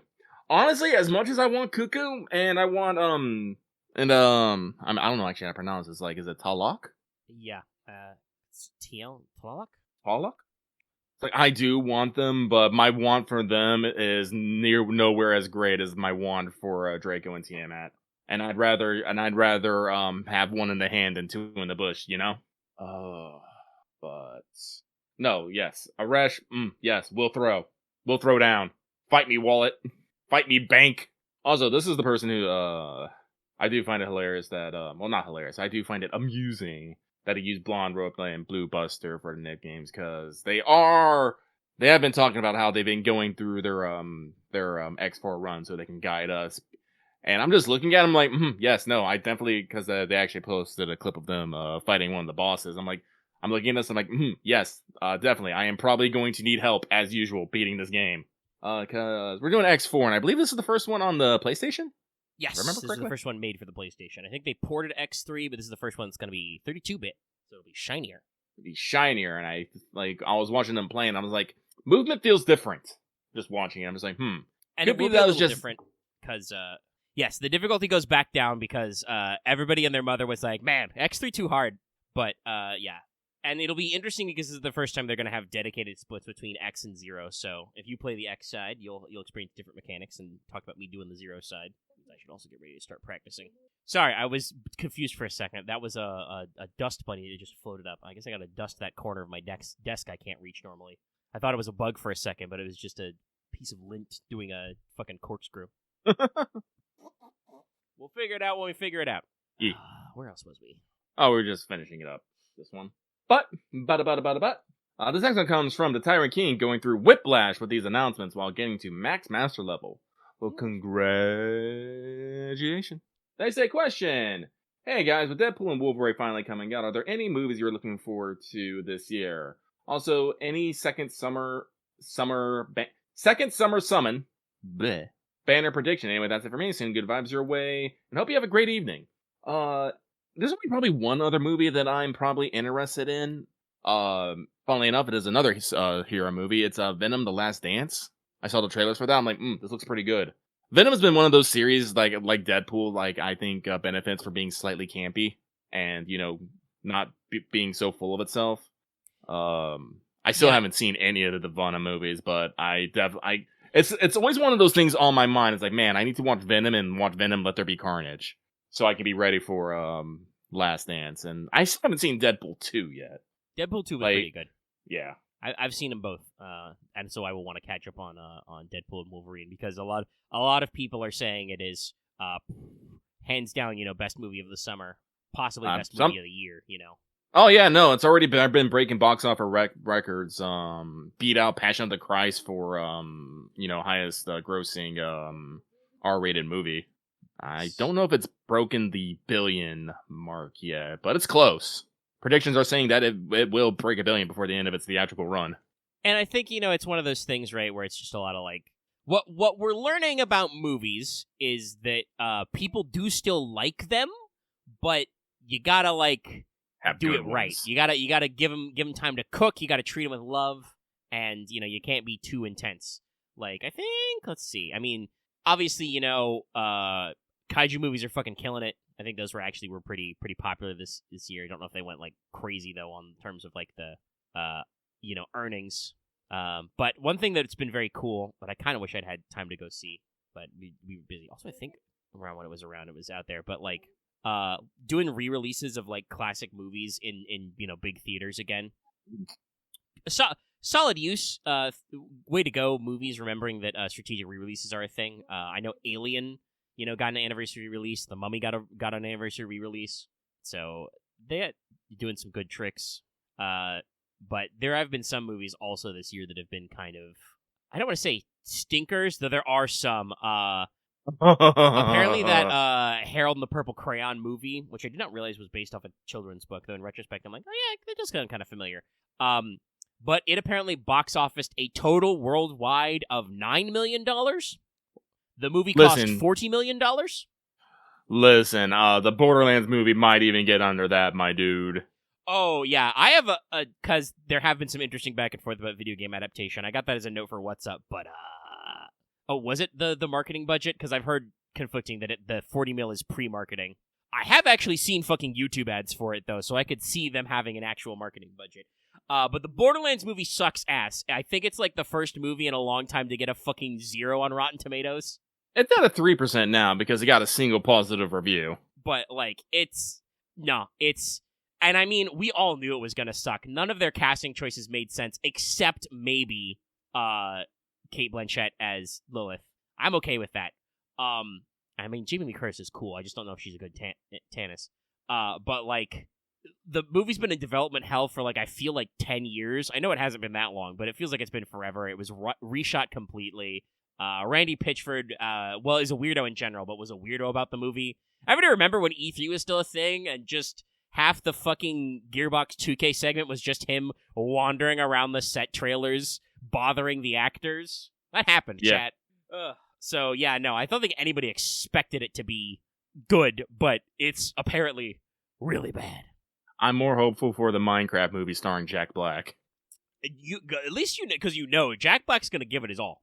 He's going to go 100%. And I think I showed with, the Minecraft story mode a few years ago that, you can do a narrative set in Minecraft, You can make it work. I think they're working on the sequel for the FNAF movie. Oh, God, that reminds me. Sorry, I'm just thinking. Apparently, the writer for the sequel movie to FNAF has wrote 4 versions of the script that have been posted online. Only one of them is real to dodge the leaks. And I'm just like, this is the most Five Nights at Freddy bullshit I've ever seen. I'm glad I'm not involved in this franchise, man. This shit's crazy. Was it Scott himself? I mean, he might be writing the works, but yeah, no, and it's fucking weird, wacky. Sorry, Robin phrased that very good. This is the most FNAF thing I've heard in at least 2 days. Ugh. I do hope that the Beetlejuice sequel will be cool, but I'm also not confident. I think it's gonna be weird. They're selling tickets virtually through Roblox. I mean, Disney is apparently doing simulcasting shit for D23 and Fortnite, man. We just live in the fucking upside down right now. Although, speaking of Disney, I did see the trailer for the their new Lego Star Wars, and I am interested. Lego, it makes me giggle. I haven't looked at a lot of them, but the stuff, both animation and games they do for Lego Star Wars, is always been really imaginative. I think that's one of this month's free games. Should make sure to lock that in. Well, that's the thing. When I'm dealing with Lego, you don't take it seriously. So whenever they do something fucking weird, you're just Lego.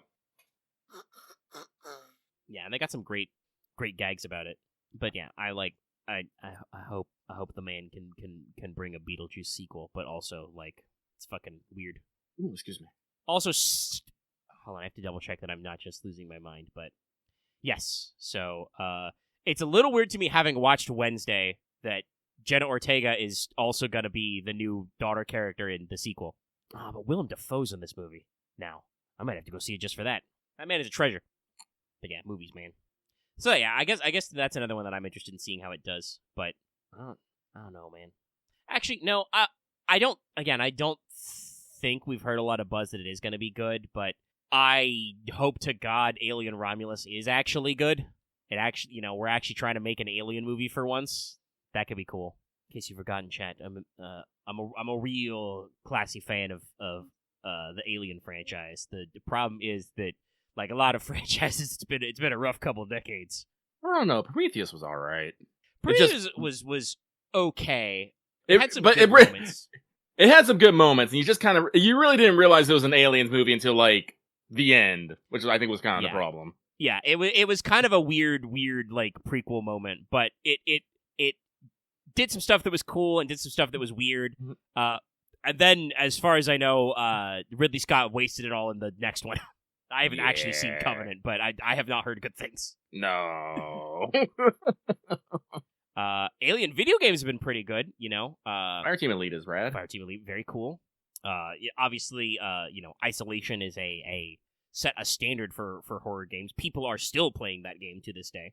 And I did not get around to playing it, but was it Dark Descent? The kind of like XCOM looking tactics game. I heard a lot of good things about as well.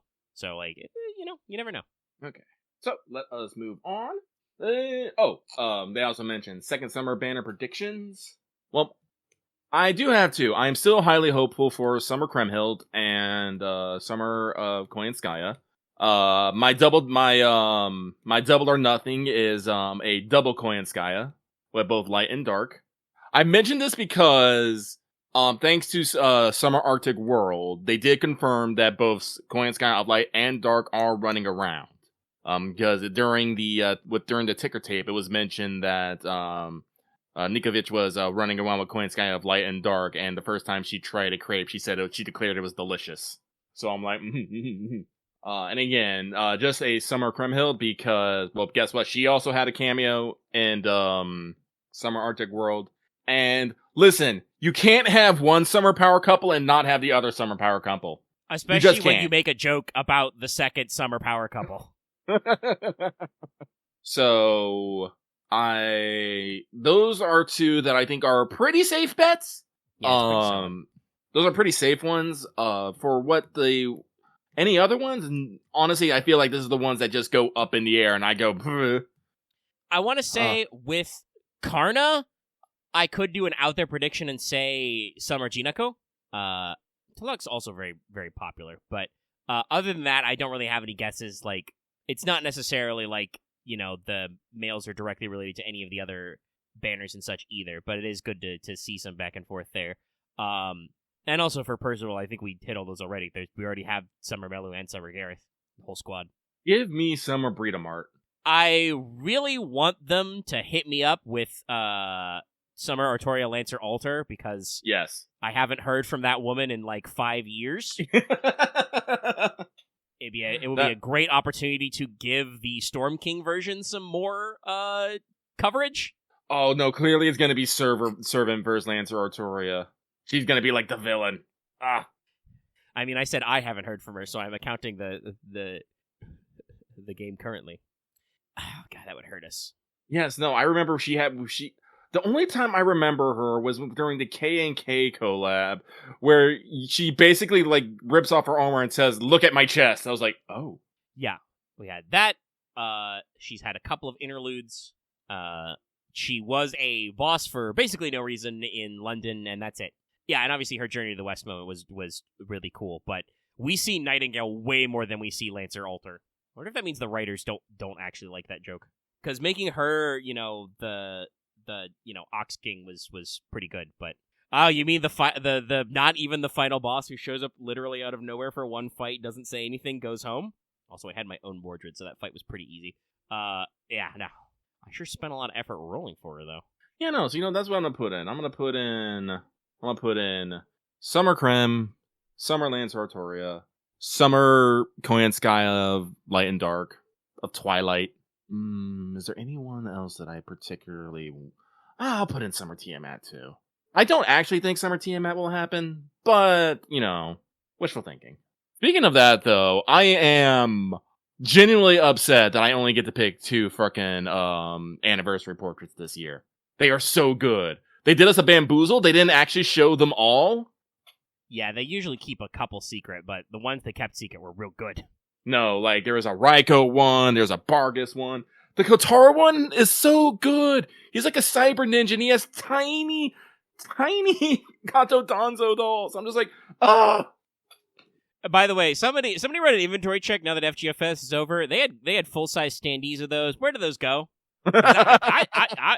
You might see that on some dark web auction sites, man. I might. There was a full-size Bargus one. I was all like, God, does the Anablex store have kind of? Because I need me. They often do like small plastic standees of those. I don't know if we get those over here, but hopefully we do. We gotta check that shit out. It's real good art, They let them flex, and of course, some of these guys being on social media, obviously, like for the Bargust one, Melon out here being like, "Hey, look at this. Here's the render I drew."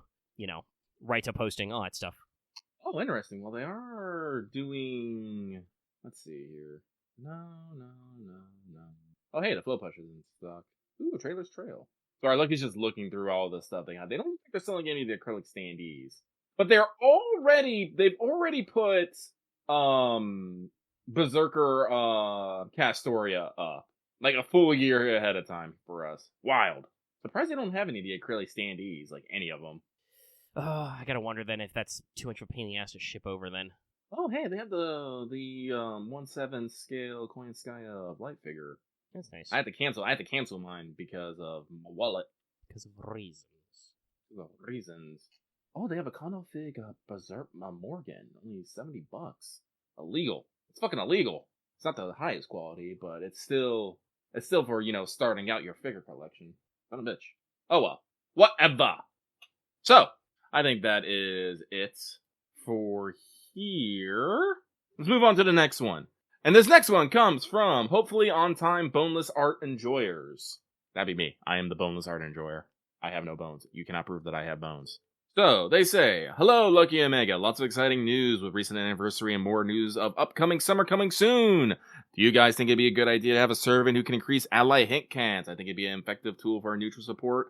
And so far, only Musashi servants can modify it. Otherwise, best wishes going forward. I heard a mega inhale. So I thought, and I took my breath in. We may have mentioned this before because we've been doing this show for almost as long as there's been FGO in English. Yeah, I do kind of feel like I feel like I've said before that extra hit counts is a mechanic that is kind of underutilized considering it's coded. Mm-hmm. At least double hit counts is. That could be interesting. I guess my number one concern is that feels like it would probably very quickly turn into a rich get richer kind of situation. Mm-hmm. Like, all the servants who already have really good hit counts and NP gain, what if you just made them better, But yes, what were you going to say? Basically the same thing. Also, probably a bitch to code. Yeah, So I know that the way both Musashi's buffs works, she technically lowers her per hit damage because the damage you deal on your attack is divided up among your hits.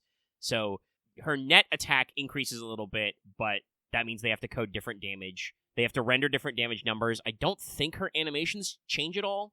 So like there's some stuff in there. It's as a completely generic effect, it would probably be troublesome. I know that they can code it for specific cards because I believe Summer Musashi is only her arts hit counts get increased. So you could probably make that work. I think the main problem would be that I think the only one it would be safe to do on like a universal level would be Buster hit counts. Because if you do quick, there's always a chance that you're going to fuck something up with that. And, like I said, with arts, the rich would get richer. Mm. Arts does not need any help looping. It is such a cruise control point that I feel like I'm constantly repeating myself doing Wanted of being like, this is an arts AoE unit with hit counts that are not, like, absolutely trash. So if you use double Castoria, I have a union mandate. I have to let you know. You can double Castoria this. If you don't want to do that or can't do that, here's some other shit you can do. By the way, there are budget art supports. They're really cool. Also, hell, if your NP gain is already good enough, you don't need the 2 NP gains. So many units have their own fucking batteries. You can use Tommo. She'll make you do even more damage. You want to crit too? Try Lady Avalon. But yeah, So I guess my answer overall is like, I think it'd be cool, but also not gonna be a problem. There is also, talking about like them, being slow to roll out features. I do worry sometimes that FGO is like literally held together with like spit and tape. It's been a while since we had a real big technical kerfuffle, but I'm pretty sure that developers have like been on the record in interviews that the code base is sometimes hard to work with. The game is like 9 fucking years old. Like, I don't want them to break anything, okay? Yeah, people, like, I do feel like sometimes people don't understand that about FGO. FGO is an old game. It's genuinely old. This came out in the mid, 2010s. Yeah, they're going to aim to hit their 10-year anniversary. It's like one of those things, like, talking about, like, and I talk about this with, like content and story work and, like, the toughness of the fights. It really, at this scale, is starting to remind me a lot of Final Fantasy XIV. It's like, yeah, some parts of A Realm Reborn are not perfect, even after they've trimmed out some of the faff, but, like, it is what it is. Those parts are, like, from 10 years ago, man. What do you want? And I think that's a whole other discussion. So we'll move on. This next one comes from Agent 418, who says, "Hello, Lucky and Meg. I want to ask you something about Annie in general, but seeing I'll be at the bottom of the mailbag, I will instead say, hope you have a good weekend, y'all. Thank you. But, fortunately or unfortunately, I can't remember which one I said first. Ha ha ha ha. You're not at the bottom. You are second from the bottom. Again, whenever you, like, actually type something besides, like, your regular stuff, it always moves you around. It's so weird. It's fascinating. How does this work? I don't know. Yeah, it's mysterious. If it's because it says anyway on YouTube that the comment was edited, so I don't know if, like, because you did an edit, it, like, bumped you up a little? I don't know. Ah, yes, trickery is afoot. Yes. Hold. 'Tis a ruse. But thank you very much. I'm glad to see you in our mailbag every week. But we must move on to our actual final one, coming from just dropped over 500 million QP, so back to 100 mil hell. Which is fair. If you have 100 mil, you're not going to be able to finish, you're not going to be able to 10-10-10 a servant. It just doesn't happen. You need a bit more than that. Like I said, I went nuts on Summer Ibuki, so she, like, drained me from, like, 500 mil to, like, 200 mil-ish, plus, like, everyone else. I think I tried to get all my summer servants up to at least a 666, I think. Might not have been, because I think I might have ran out of some mats somewhere, because the mat hell is eternal. Match. But this person says, "Howdy, Lucky and Meg. I hope you're having a good week. So with Annie news drop, I wanted to ask, what is your opinion on the anniversary servant for 2 years in a row having a Summer Ascension, rather getting that servant as their own summer variant, i.e., 4 detailed, dedicated Summer Ascension arts instead of 1 or 2 Summer Ascension arts?" I mean, personally, I think it's perfectly fine, because that means we get 8 Summer Servants instead of 7. Yeah. And I think they played around with it, but guess what? Lady Avalon, which they did as a Summer Servant, only has 1 Summer Ascension anyway. Like, I can understand some people being upset about it, but, like, honestly, I'm just happy, like, what did you want, like, 3 different swimsuits? Like, Ascensions are great, and I love seeing the transformation of the art, but usually it's always the final Ascension art that sticks with me the most. Usually not everything leading up to that. And, Summer Eresh's final Ascension art is, guess what? It is Summer Eresh. Yeah. So, I think it's perfectly fine and okay. And also, I think that in the case of, like, a lot of the, anniversary servants, like, they really get to flex, like, God, there were so many people drawing fan art and memes of just, like, it's shocking to me that, like, despite the fact that Ash has Summer Morgan in that Saint graph, Summer Morgan was not the focus of the fan art. Everybody was way happier to draw and talk about, like, nerdy little baby Morgan. Yeah. Like, that, and that's, I think, where the power of anniversary servants come from. I think I mentioned this on mic earlier, but it might have been the pre-show, but, like, I'll say now for a fact that, like, interviews are already rolling out through, like, Famitsu and stuff, and, like, Takuchi said that they made Summer Eresh an anniversary servant because they felt like they'd held her back a little too long, and they wanted to go that extra mile, right? And sure, I'd love to see Eresh in more swimsuit designs, but, costumes exist. We could always tack on some extra shit at a later date. And, like, the artist got to flex a lot more with, the space form and the second form and all that stuff. And the animation team went crazy. Like, when they slot these servants into Anniversary, it's not just that they're like, oh, they're using it as an extra summer slot. It's more just them realizing that summer is so close at hand anyway that they can add an extra art as like a little spice, a little extra, like this one, but as far as like Archetype Earth talking about how like they wanted to go again extra over the top for this cameo. They had to come up with something to do in like the third ascension to make her like even more special and unique to FGO, right? Like, so that means they can have a swimsuit and then they can have extra spice. Like, when you think about it, they've been putting the Anniversary servant into as a summer bonus servant since like Castoria, I want to believe. Yeah, and obviously I think some of that was just kind of like still trying to incentivize you to roll for the Anniversary servant so you didn't feel bad, but also some of it was, balance, like Castoria and Koyanskaya of Light are like support units, so you're gonna want to slot them in there. But yeah, it's definitely like they've been putting them in the bonus so you don't feel bad about using them forever. You could use Archetype Earth in this summer as well. I don't think for farming you needed to because everybody knew Summer Ibuki was coming. Yeah. But you could. There's a lot of action there. So now they're just kind of like, in a way, I think it gives like Takeuchi and the rest of the art team like a break because they can just, wipe their forehead and go, okay, we know what we're doing for at least one ascension. We'll do a swimsuit. We'll do a summer mode. We can hammer on that one and, have it be cool. What the fuck are we doing for the other two ascensions? Like, I don't know exactly how much time and effort they put into that, but I know that it is a thing that in interviews anyway that they talk about like having to actually like think these thoughts and figure it out. You always see artist comments about like, yeah, we didn't know what the fuck we were doing for this ascension and we got in there. Hell, speaking about recent Anniversary servants, Zhufu, has her space ascension to tie into that one CE. And I guess apparently they remembered it to probably come up again in this event. And like that was just like, I don't know, man, this is the art we had, we're working. Mm-hmm. So yeah, I can't understand again, if people are thinking about like just like raw output of, as somebody put it in Patreon chat just now, 3 cakes, but ultimately, depending on what you're going for, a lot of summer ascensions are just 3 flavors of the same cake. We do sometimes get a lot more bold. Summer Carmilla's got Camilla's gives a very fun ascensions, with her theme. And like obviously, we do some wild stuff with like our 5 stars as well. For Summer Ibuki, Raita went fucking crazy. But that also means that a lot of them you can just have had them be Anniversary servants and it be fine. And again, I think I prefer, unless they've got like a big story character to like bring in on Anniversary, which is something we've not done for a while, TBH, just because I don't think we've had the characters. I'm probably gonna lock in for my 10-year guesses. That's probably gonna be playable Yu Olga, unless she's like a special story banner character, or something. But like it's been a little while since we've had a main story directed character in that slot. But they already proved they were willing to play fast and loose. We've talked about this with like, Scotty as the Anniversary servant really probably should have been Lost Belt 2 Banner 3. Mm-hmm.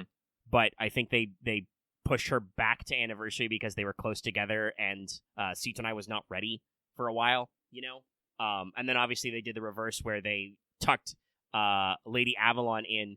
I'm absolutely certain Lady Avalon was originally planned as the Anniversary servant, but then Natsu probably got a funny idea in his head and he was like, hey, why don't we do Arcoid? Why don't we do Arc and then make her Archetype Earth? And then some people in the team were probably going like, that doesn't make any sense. And he's like, don't worry about it. I say it makes sense.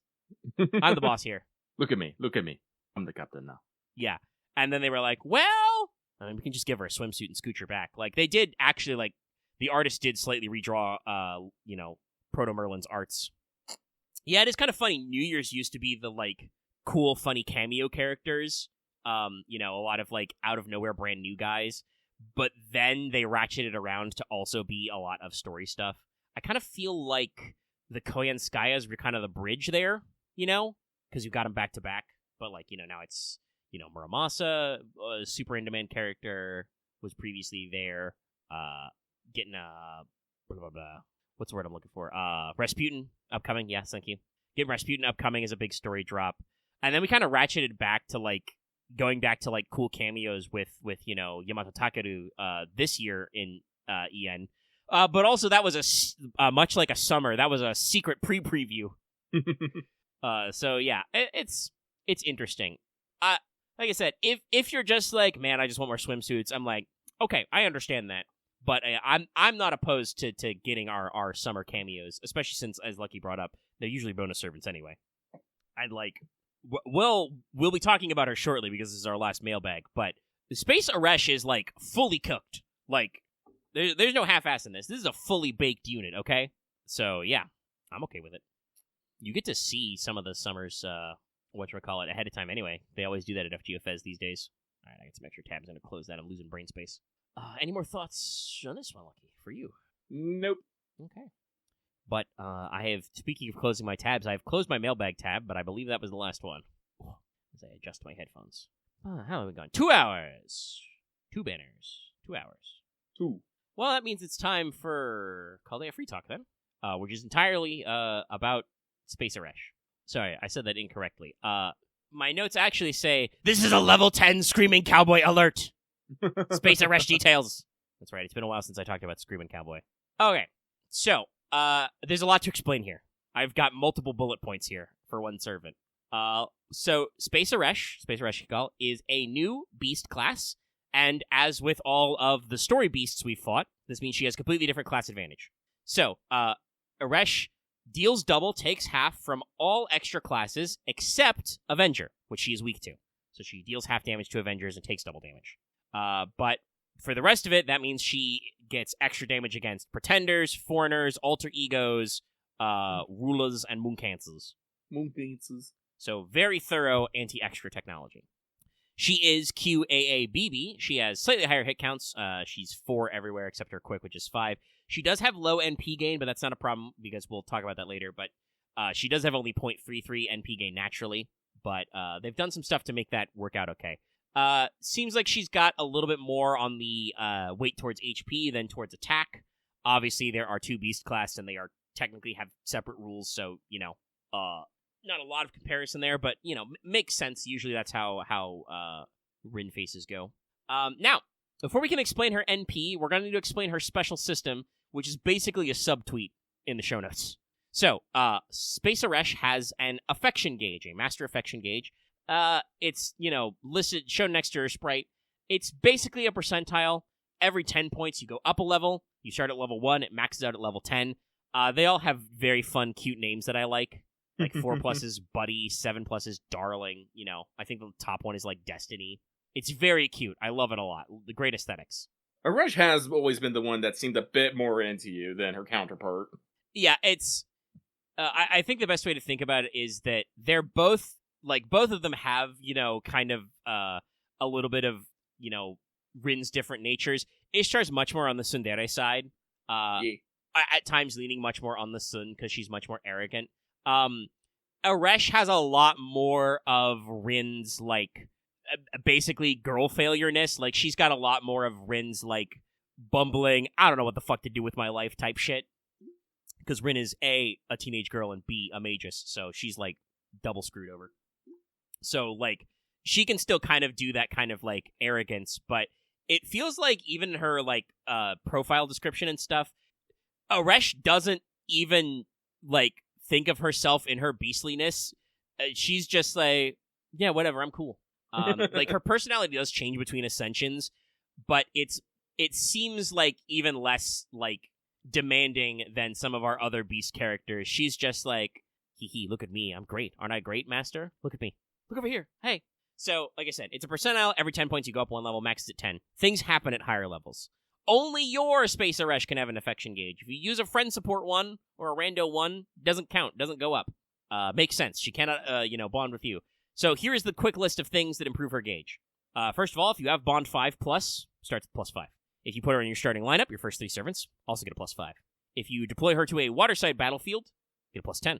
She is a summer servant after all. Select a valid command card, +3. So I believe this means that if she's got, like, a stun effect on her so that the command card can't be picked, or you get one of those weird debuffs where, like, you can't select certain command cards, it doesn't count. But for the most part, if you're racking them up, you get +3. From a Brave Chain, +6. I do believe the +3, by the way, is per command card picked, so if you do a proper Brave Chain, you're going to get actually a shitload of points. Have her use a skill, +3. Have her use her skills before other servants use their skills, +2, so it's, I believe, +5 in that case. Target her with master skills, also +5. Use a command spell on her, +10. So, and then she also gets levels based on her overcharge level when firing her NP up to 20 points at max overcharge. So we'll talk about the exact ratios there. But yeah, so it's pretty easy to get a couple of levels right out the gate. And honestly, if you are using her to, like, farm nodes, you're probably going to get a lot more of that pointage.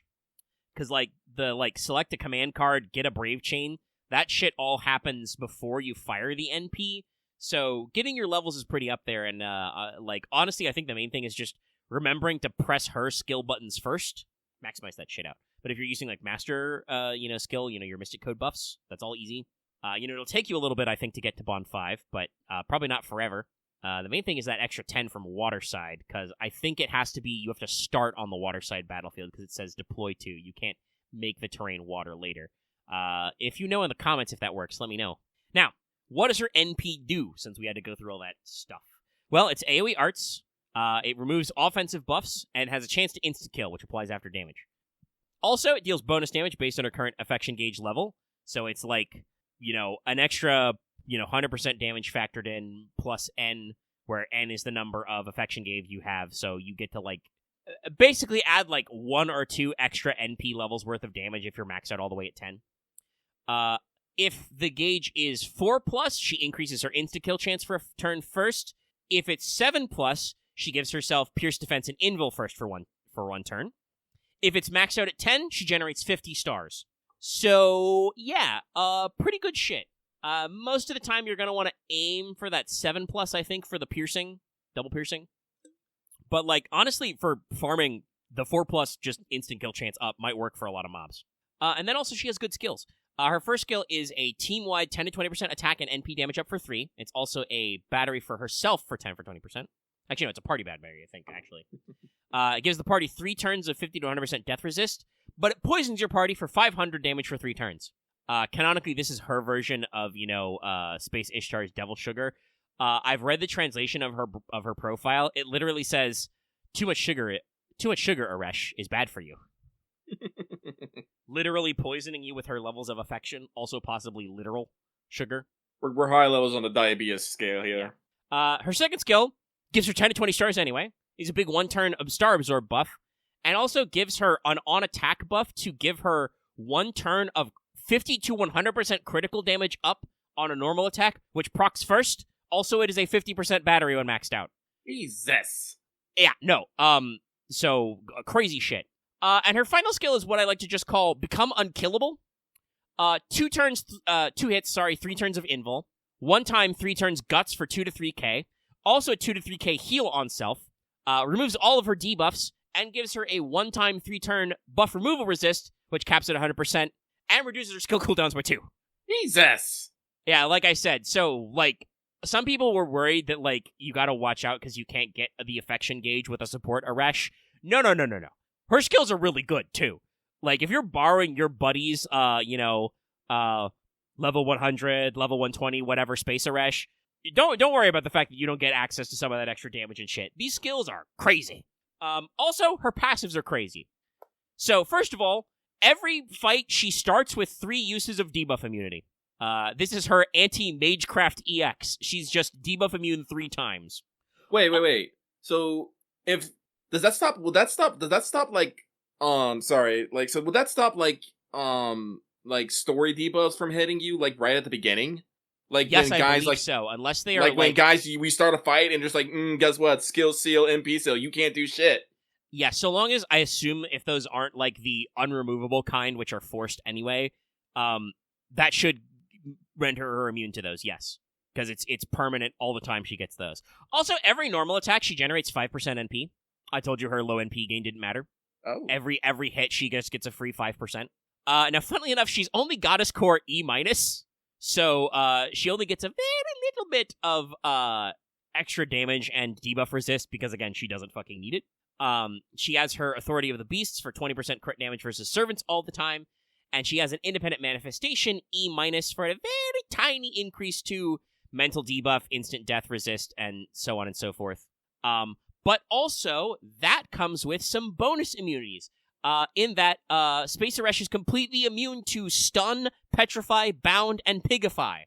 So all stun-related debuffs do not affect her, period.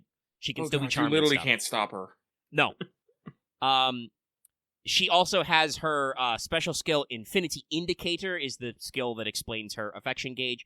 And also, her beast Nega Power is Nega Space. It doesn't do anything, but she's got it. Also, yes, that's if you're wondering what her beast-like traits are, she's Anti-Magecraft EX and Nega Space. So, yeah. Yes, she can be put to sleep, though she does get extra mental debuff resistance from her independent manifestation. She can still be sleeped, she can still be charmed.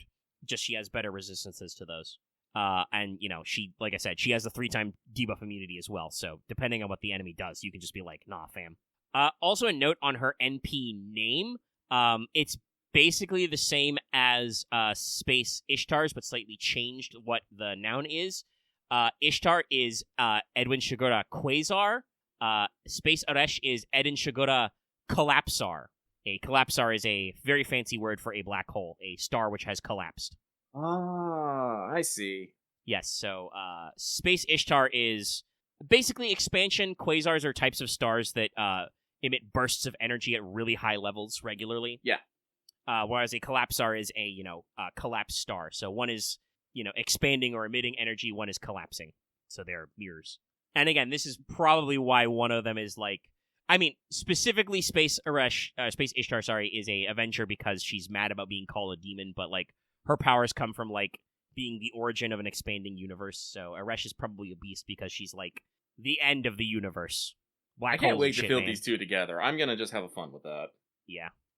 But yeah, so, I want to say that in terms of, meta comp, I feel like Space Eresh is the next Space Ishtar. Remember when Space Ishtar dropped, y'all?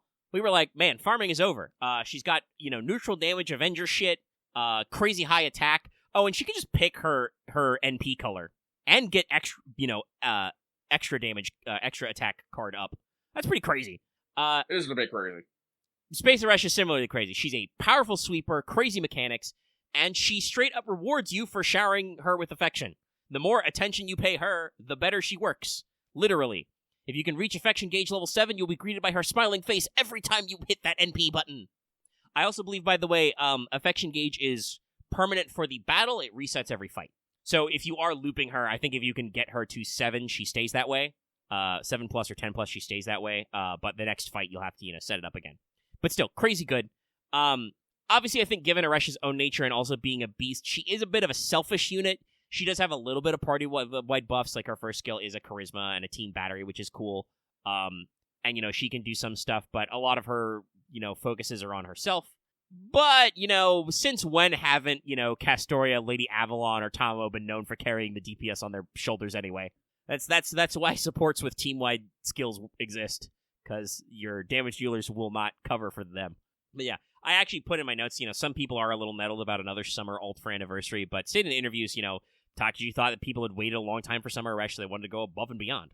And the anniversary is to celebrate FGO, so they wanted to hit you with a very highly requested unit, and, like I said, take her to that above and beyond. And boy, howdy did they. Crazy shit. Yeah, she can go even further beyond her. I mean, she is kind of blue. But yeah, no, it's, she's fucking cracked, and I love it. It's great.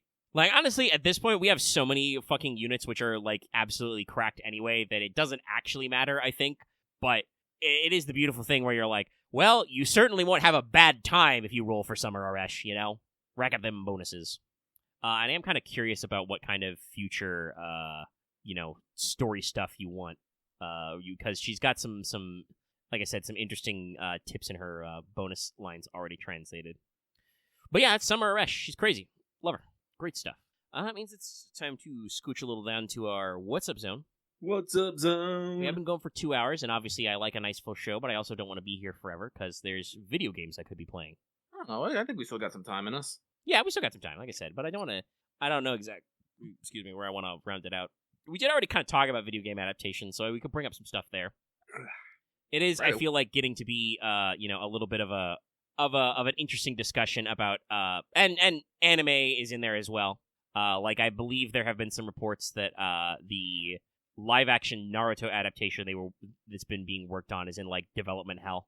I don't think anyone's really that jazzed about it. I'm gonna be real. No one that I know, anyway. Yeah, I mean, it's kind of that moment where talking about both anime and video games, we know the way forward exists. There have been a couple of good video game adaptations and stuff. Obviously, animated video game stuff is doing very well. I'm hoping that as we edge closer to fall, we are going to get an announcement on the next Castlevania series' second season. I look hard.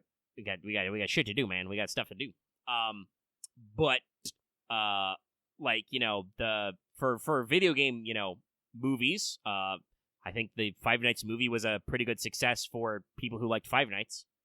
And it's not done yet, but I'm pretty sure it will be indie, obviously. But Markiplier went in the tank to shoot the adaptation of Iron Lung, the weird sci-fi submarine game.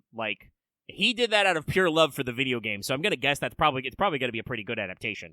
So people are working on it. But then you get shit like Borderlands, where you're just like, why did you make this? Warner Brothers won't release Coyote versus Acme, but who even was the production company behind the Borderlands movie? Hold on, who made this? Oh, let's not talk about Warner Brothers talking about how they lost a lot of fucking money over Suicide Squad Kill the Justice League. Yeah. I believe it is estimated that it cost them about 41% of their entire revenue in their video games department. So much so that they are actually actively shopping around their video game IPs to other studios. Also, I've noted that it appears that Borderlands was done through Lionsgate. Really? Lionsgate? Well, Lionsgate, I guess, is a bit hit or miss sometimes. Yeah, but still, definitely at the very least, they released it even though they had to have known it wasn't going to be great. But, the main thing, I think, is that, Suicide Squad was a huge misstep. I think they, completely misread what made people excited about Suicide Squad, which, to be fair, DC is literally running, Suicide Squad into the ground. I bet there's fun parts about, the Suicide Squad isekai anime, but also, that feels like such a weird cash grab, right?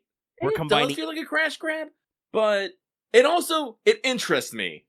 It's different enough that it sounds interesting. I'm like, there's got to be some merit to this, but also you're isekaiing and Suicide Squadding. Robin, how have you not heard of this? I know Mori Calliope's somewhere on the soundtrack. Is she the ending? I don't know, man, but they got her doing promo and stuff, so they're fucking they're doing interesting concerns. So that's way more interesting. But it feels like they really tried to pound Suicide Squad into the ground. It's not working. I have dire suspicions that they're gonna try and pound Harry Potter into the ground. That one, at least, I feel like is a reverse situation of Suicide Squad, where with Hogwarts Legacy. Hey, it turns out that game was perfectly okay, and plenty of people bought it and played it, even if we made a huge stink about it. But also, I feel like they're gonna try and milk that for everything it's worth. I still haven't heard any more details about them trying to reshoot Harry Potter as a TV series. We'll talk about the Yakuza thing as well, because that was a point of concern. But adaptations still feel like it's such a weird coin flip to be well, this adaptation could be fairly faithful and direct, or it could suck. Not too long ago, I think we may have mentioned it already, but hey, guess what? The Paramount exclusive Halo TV series got canceled after the second season. Because guess what? Everybody said it wasn't great, and it was not good at adapting the books. And also, I feel like the actors and stuff weren't super keen about portraying the characters. The guy they got playing Mr. Chief, I will not call him Master Chief, kept talking in interviews about how he had to keep taking his helmet off and showing his face. And I'm like, number one, no, you've completely failed to understand how Master Chief works. Two, so buddy, are you just straight up admitting you're not as cool as Pedro Pascal? Because I'm okay to admit I'm not as cool as Pedro Pascal, but like he was fucking killing it being a guy in a helmet. I think Pedro Pascal told the crew of The Mandalorian, he was like, "No, you guys can't take my helmet off." And they're like, "No, you got to take your helmet off at this dramatic moment." Like he didn't want to take his hat off. So like, no, dude, you can do a powerful emotional character and leave your helmet on, and like not to get like too in the tank about it because I know that it's a franchise Halo has been very chaotic recently.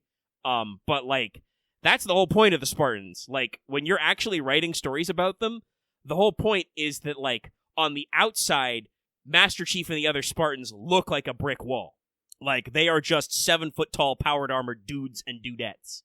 But they actually have a lot of like thinking and attachment and stuff in their head, and like, oh, I forget his name off the top of my head. I think I remember it, but I don't want to say it wrong in case. But like Master Chief's actual actor in Halo like does a really good job of like being stoic but also selling it with just very slight inflection that you can tell Chief is feeling an emotion.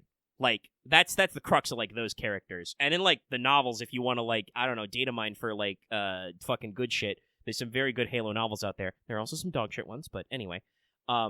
Like the novels talk about the Spartans having their own like, you know, sign language and like gestures and stuff because they're also all packed in helmets. So like I forget how exactly they describe the gesture, but in several of the novels it talks about how the Spartans have a gesture where they like swipe fingers across their face as their like helmeted smile, you know? Oh. Yeah, like so they have because they're wearing like polarized visors and full body helmets, they have a gesture so they can show each other affection, you know? And I'm like, yeah, they got a lot of depth there. And it sounds like the Halo TV series was missing the mark and they canceled after 2 seasons. Which does sound like it's kind of a shame because it did sound like they were getting closer to being a little closer to the actual like adapting, you know, some of the video game and novelization stuff, but it was not a great adaptation. They got lost in the weeds. And this is the thing that happens. And the thing about the Yakuza TV series, which is October, I think, is the debut. Yeah, I don't know.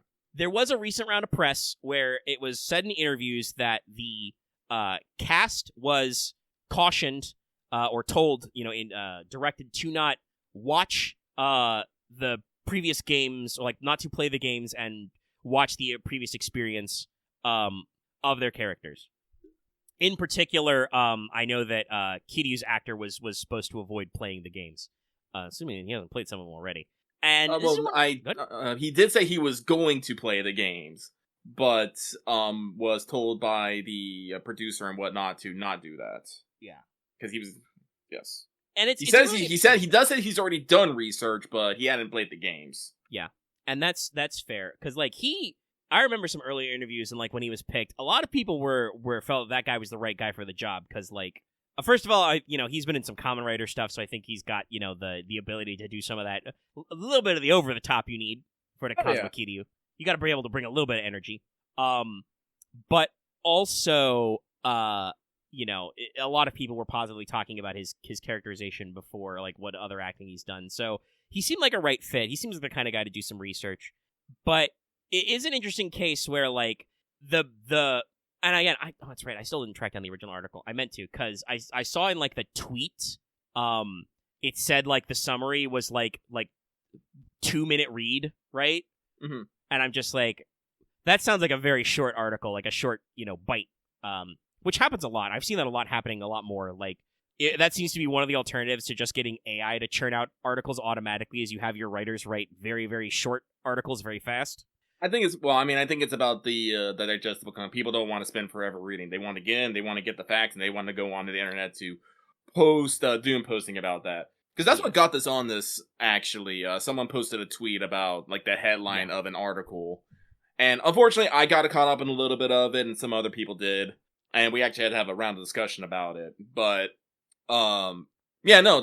they said, well, you can go on with your thought. I've just interrupted with that. Yeah, guess, really. So from the summary from the article, it was basically like, oh, the actors were told not to play the games. We want you to bring your own original, want to bring your interpretation of the character to it.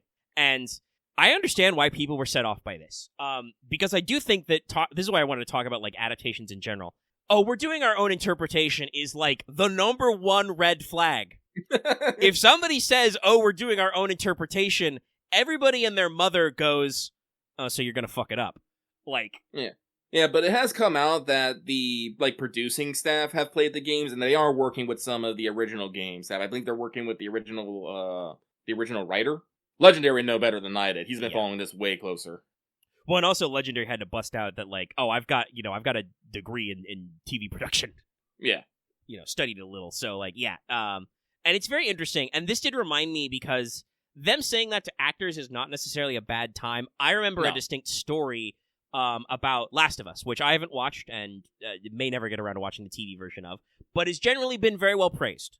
People think that the Last of Us TV series is another successful video game adaptation that's very locked in, right? Yeah.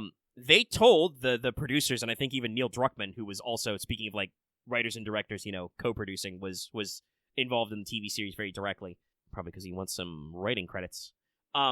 Sorry, sometimes I can't hold it in. I don't have a very high opinion of Neil Druckmann. But, whatever. He's got his bag. He's making stuff. But they instructed the actors for Joel and Ellie not to play the games, not to study the previous performances. But I believe it was at the Game Awards. They actually went up on stage with, Troy Baker and Ashley Johnson, who played those original roles, and were like, yeah, we snuck some time in. We did it on the DL, because I think the producers and directors are correct in that when you're doing acting, you don't necessarily want to have their performance colored by the previous one, because if you lean too hard that way, you end up just like imitating the other guy, And it's usually not going to be quite as good either. No, because you're not that guy, There's no way that this live action actor is gonna sound exactly and move well, he's definitely not gonna move like fucking video game Kiryu, because that guy's fucking animated.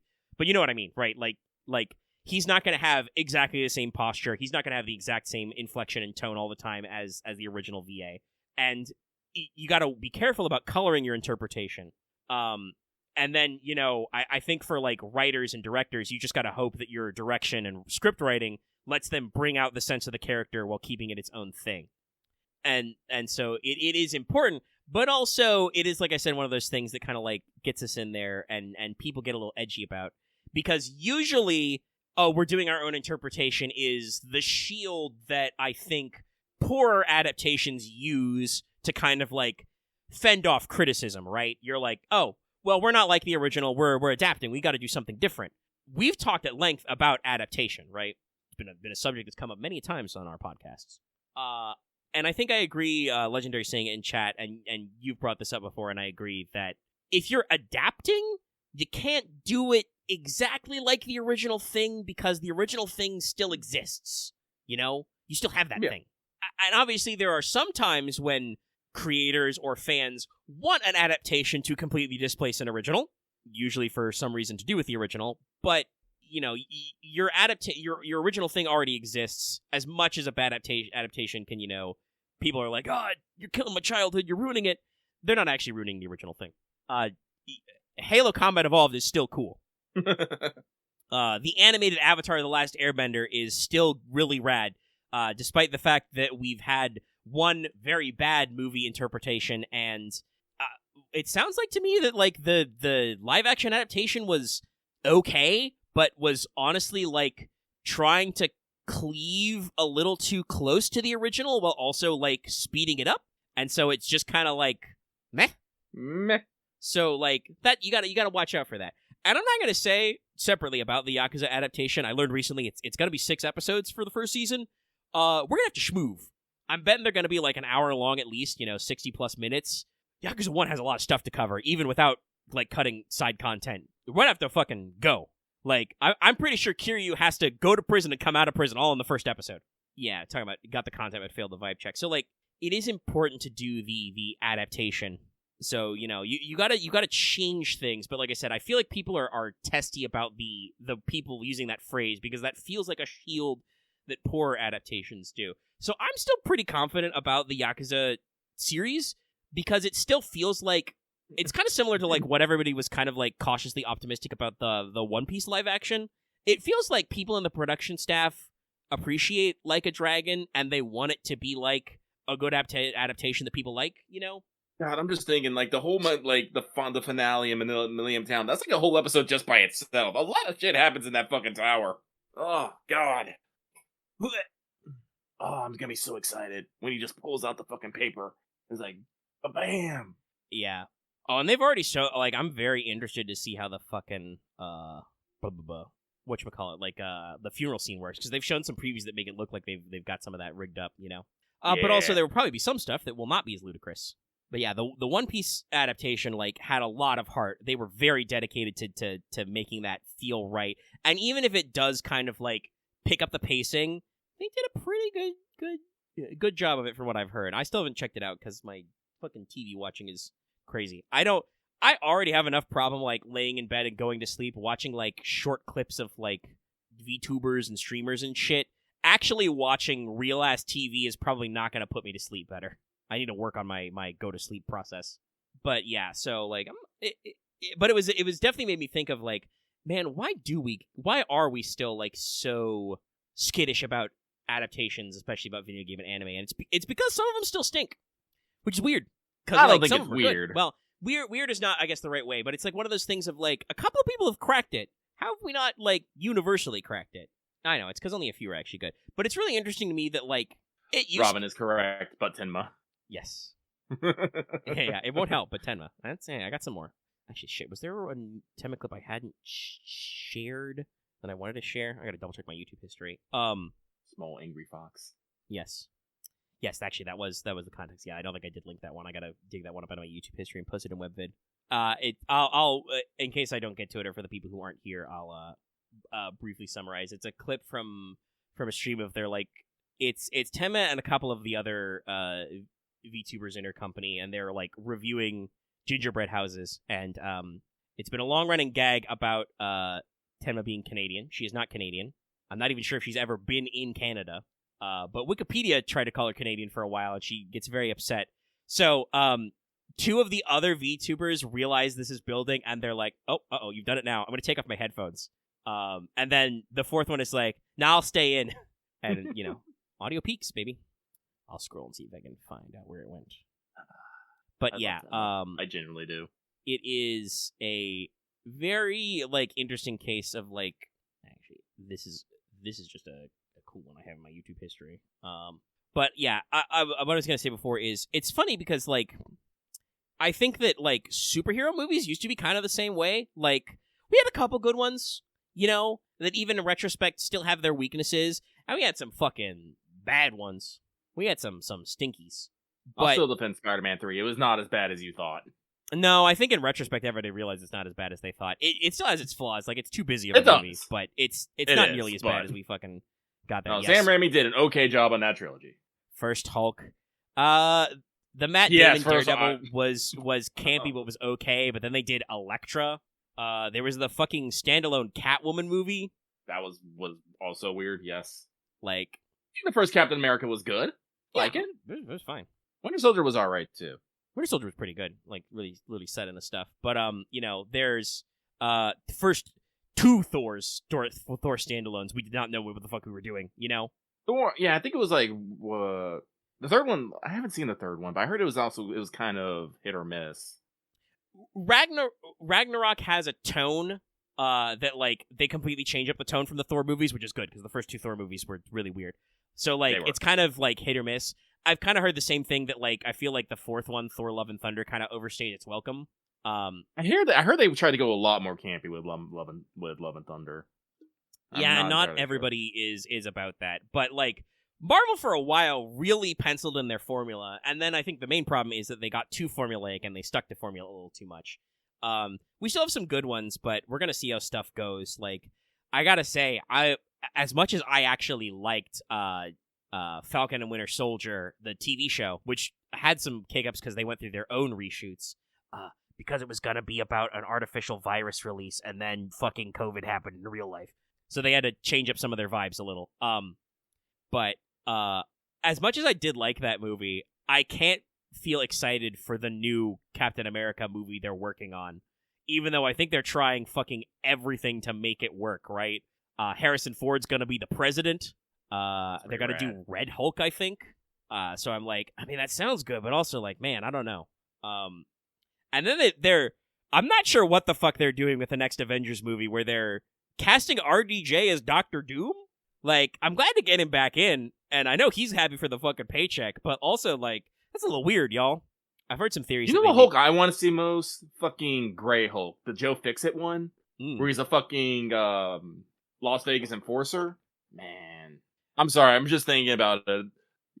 Because one of my favorite PS2 games, funnily enough, was The Incredible Hulk Ultimate Destruction, and one of the costumes you can get was Gray Hulk and fucking like in a fucking zoot suit, and you can just run around the city blowing stuff while he talks in his fucking accent, and I'm just like, yeah, this is the best.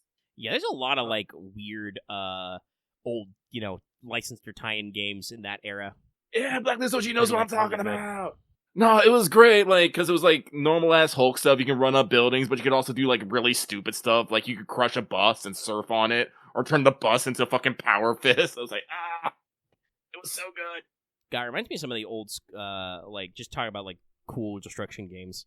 I owned a few, Godzilla games, in that time period. Godzilla Destroy All Monsters and stuff. Just, like, really minimal story, but, like, almost like fighting games, but you got to run around and smash shit, and I'm like, yeah, it's pretty fun. When was the last time we had? I'm glad someone else knows of Hulk Ultimate Destruction. I don't think I ever played it, but I remember the name when you said it. I was like, oh yeah, that was the thing. I think I saw some commercials. Like, you need some smash 'em ups. You do need some smash 'em ups. But yeah, no, like, so I'm still like cautiously optimistic about the Yakuza series, but it's definitely like had me thinking some thoughts about like, yeah, we did get a little Doom posty about that. Why are people so ready to be upset? And I mean, my own fucking question was answered this week because movies like Borderlands still exist.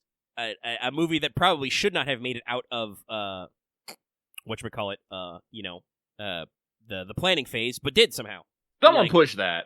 Yeah, and like I'm gonna assume it was probably Randy Pitchford in 2K, but anyway,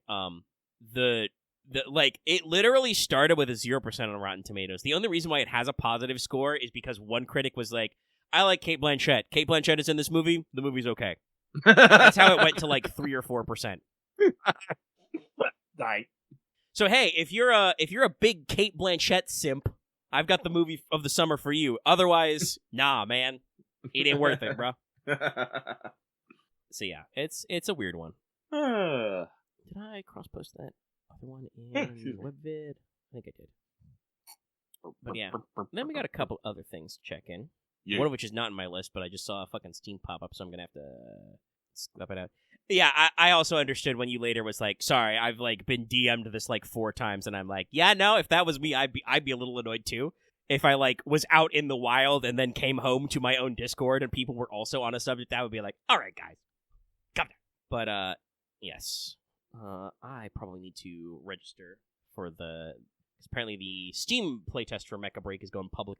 Yeah, I am in it right now. I'm getting things set up. Someone already took the codename Lucky! No! Rip. Be a Lucky Rabbit then. Okay, I got that one. Okay, so we'll just do it on that one. Wild. Yeah, there's some pretty good like pilot customization and stuff I've heard. Like I said, this is by the same people who make Containment Snowbreak, which they have some pretty good designs in there. No, what I'm laughing at, what I'm going all cool about is you can actually pick, like, what unit you were a part of and stuff. Oh, that's neat. Like, you have the Cerealia Sea Aviation Unit, the Special Landing Task Force, the Misra Special Force, Marine Force, Striker Test Team, Royal Air Brigade, the Lunar Mare Defense Force. Looks like for different alliances and stuff, but it's just like, yeah. Oh god, who do I want to be a part of? Wyvern Binder Squad. I don't know, that's correct. Let's see. Sorry if I'm silent, I'm resting the Steam Guard for a sec. Jeez, what's my cooking?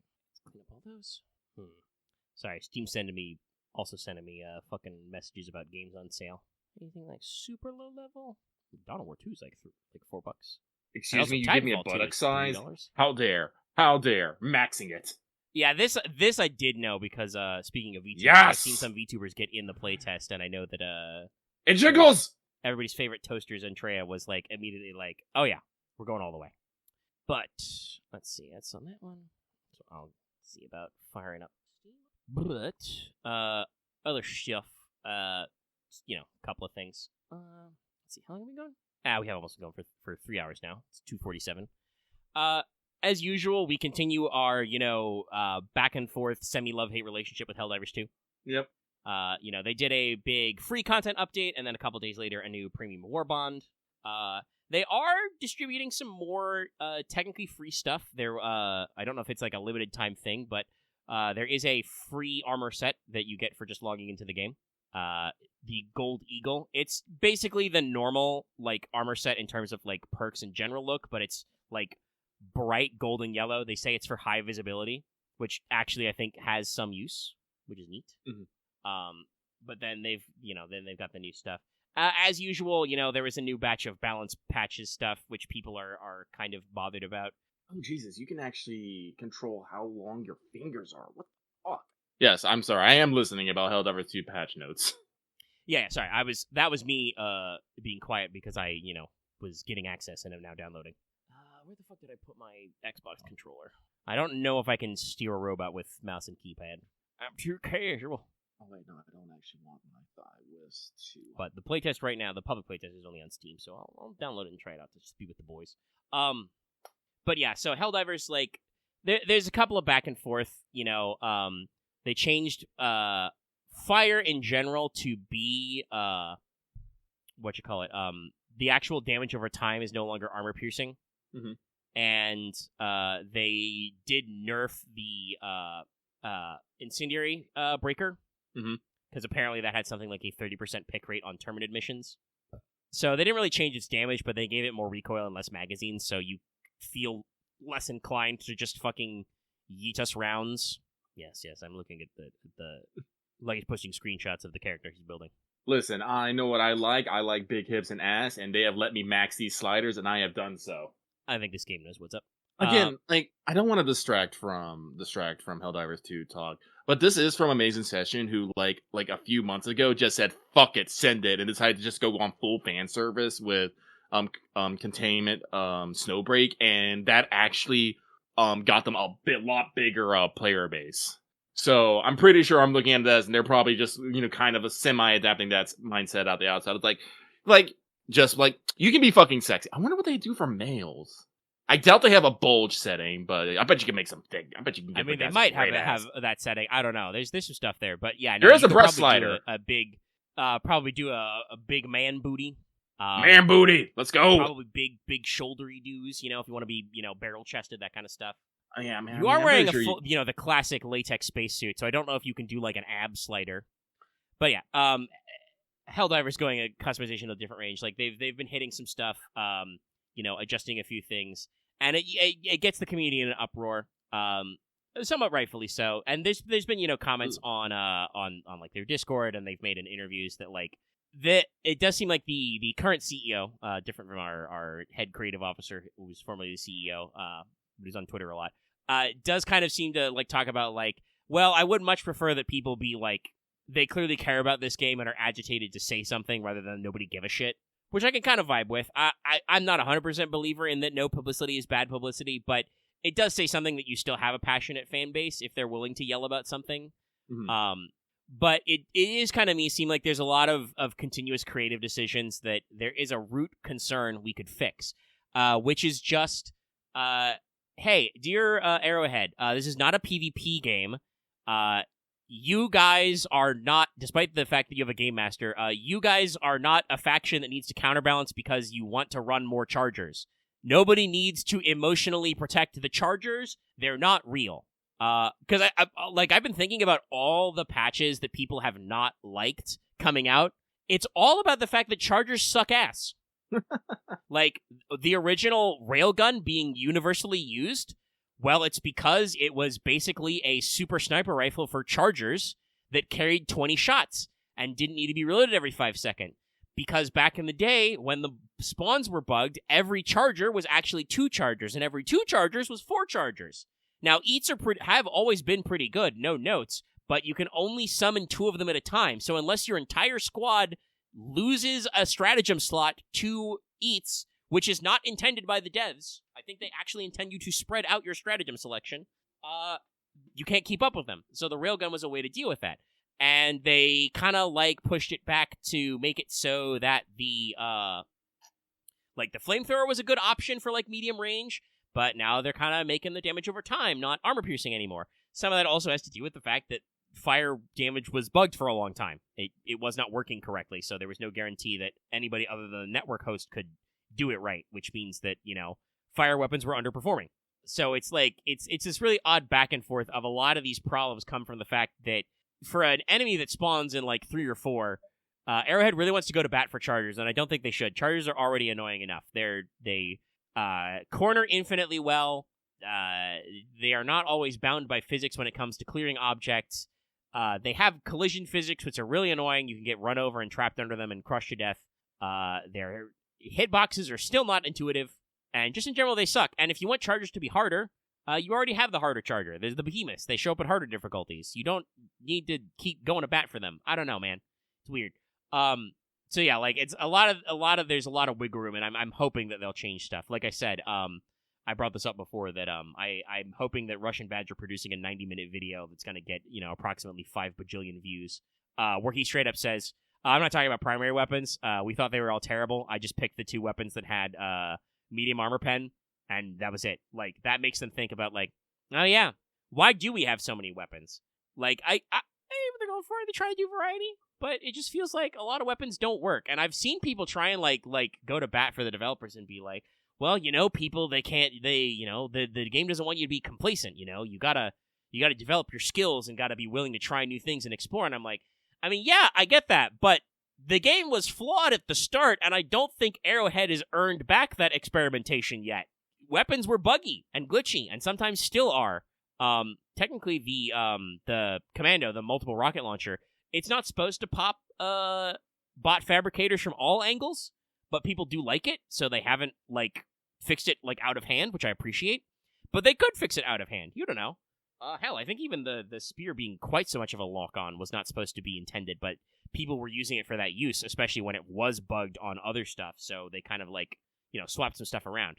Yeah, that's what I said. The problem is that I do not think they are correctly trying to stimulate trying new things. They want you to force you to pick new things because, they want to nerf the things you're picking over time. And I get that, you don't want one gun out of your dozens of guns to have, a 30% pick rate. That's fair. I don't necessarily agree when the CEO said, oh, that's a problem. I don't think it's a problem. Who cares? But are you worried about people not, working on, future premium war bonds or whatever? Or for better primaries? Well, just make better guns. And I've said this. They know how to fix guns. When the Tenderizer assault rifle came out, it was kind of lame. It was a little undercooked. Magazine size was bad. But then they did actually buff it a little to be kind of a heavy rifle and a heavier rifle. And I like it a lot for bots. Just something about the way the range and fire rate and damage works is it's really good. Part of this, I think, is because we've finally, lucky, you're vindicated. History has finally turned a corner. We've all decided bots are actually the better faction to fight. Yeah. Once they patched the weird crit damage on rockets, so you don't just instantly turn into a puddle, the bots are a way easier faction to grok.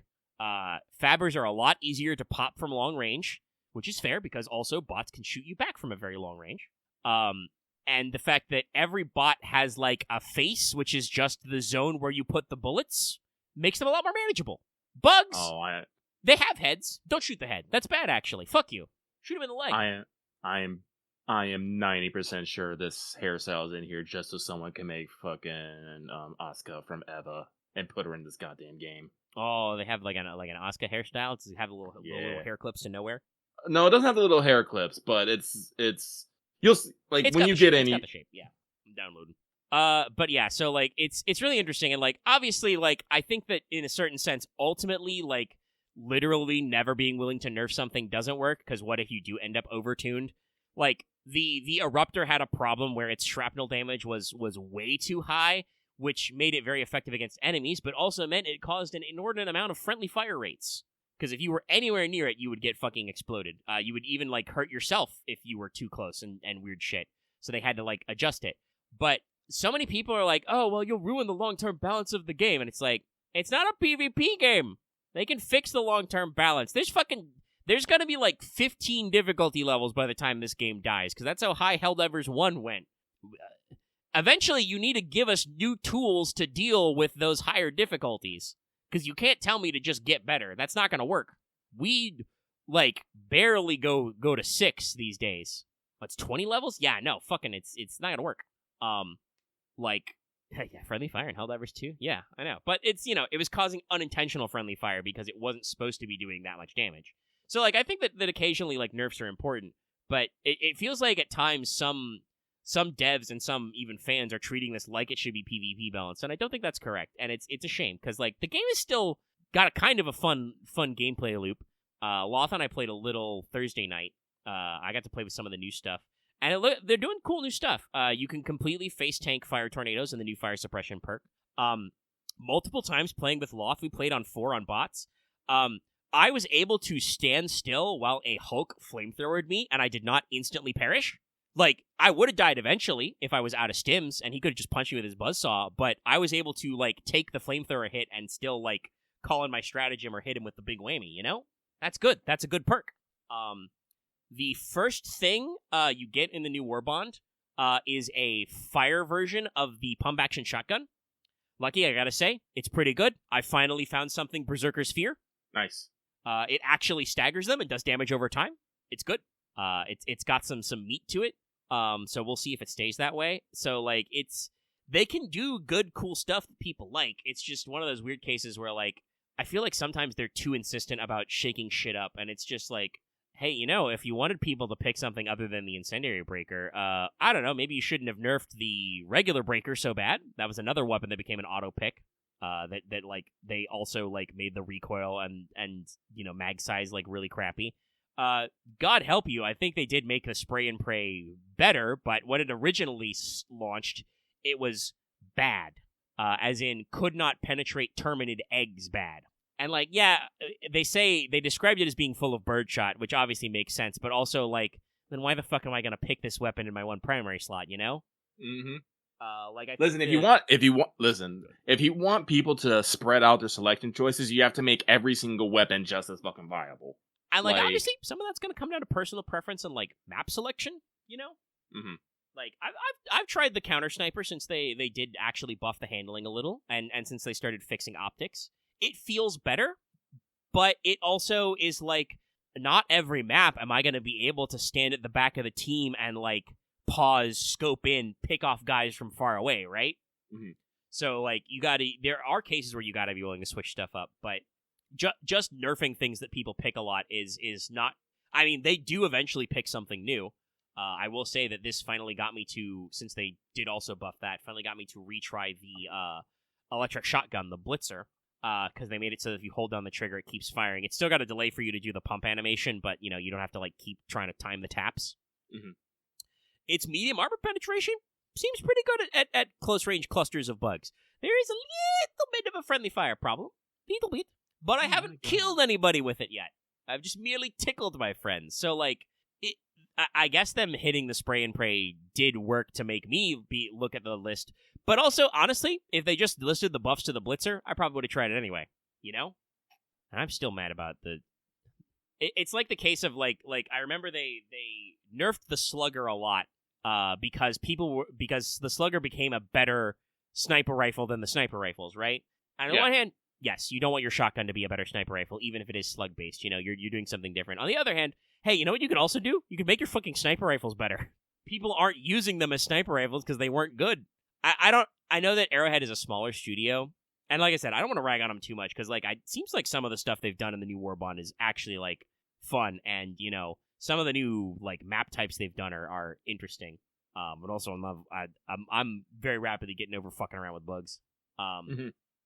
But like at the same time, I feel like sometimes the like bug fixing side of the patch team is separate from the like balance side of the patch team, and I feel like those guys should not be different teams. Like you should do bug fixes and buffs or nerfs kind of in tandem. Because sometimes weapons aren't being picked because they're buggy. I don't know, man. It's just thoughts I have. We'll probably cram some more Helldivers 2 in the time there. Like some of the stuff they've got going on seems pretty neato. And there are new mission types and enemies even for bots. But also, it's definitely one of those things where like I feel like they gotta do something that'll make the fans happy at some point. Which they did, I guess, the new emote is you can chest bump now. Apparently, also, you can possibly knock your friends over and kill them that way, if you, smoosh them into something. But, I put in my notes, maybe we'll have enough time to talk about Rain. We're at 3 hours of raw recording. It's almost midnight, and I know for a fact that Lucky's working on Mecha Break, and I want to boot up and work on Mecha Break now. So maybe I can multitask. I've been listening. I just haven't had anything to add. Well, I would be interested to see, you actually get in and maybe try some of the new weapons and stuff and see what you think about some of the different handling. We only played a very little bit on the patch day. But also I say that we don't necessarily have to take our time to talk about Rain, because I could also use another bio break, and I don't know if I want to, come back and talk for 30 minutes. I can do that. I could easily do that. I'd like to talk about Rain. Well, let's talk at least a little bit about Rain then. Okay. We're still putting out the episodes. I believe we're caught up. I think 10 is already out. Yes. It was probably uploaded for once. Yes. Lucky remembered it, and I, after missing one day, because I meant to post it Wednesday, I remembered to post it, so it's posted. Yes. But progress is going smoothly, huh? We have finally made it back to the capital.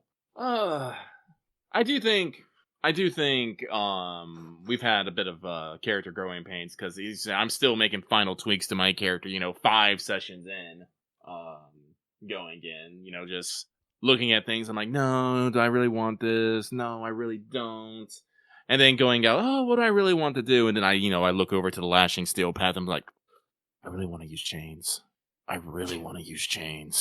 But I think we're getting a lot set up here. Oh, but yeah, no, I think it's finally flowing. And I will say, while not necessarily as much as like swapping back and forth, I do kind of feel like there's a decent amount of even the other players are still not sure exactly when and where they'll pull the trigger on some advancements. Sorry, I almost sneezed the third time. Almost. Okay. But yeah, it's definitely at a point where I think that there's still these moments where you guys are like, okay, I got a couple cool things I could do, but do I, which do I do first? What's relevant right now?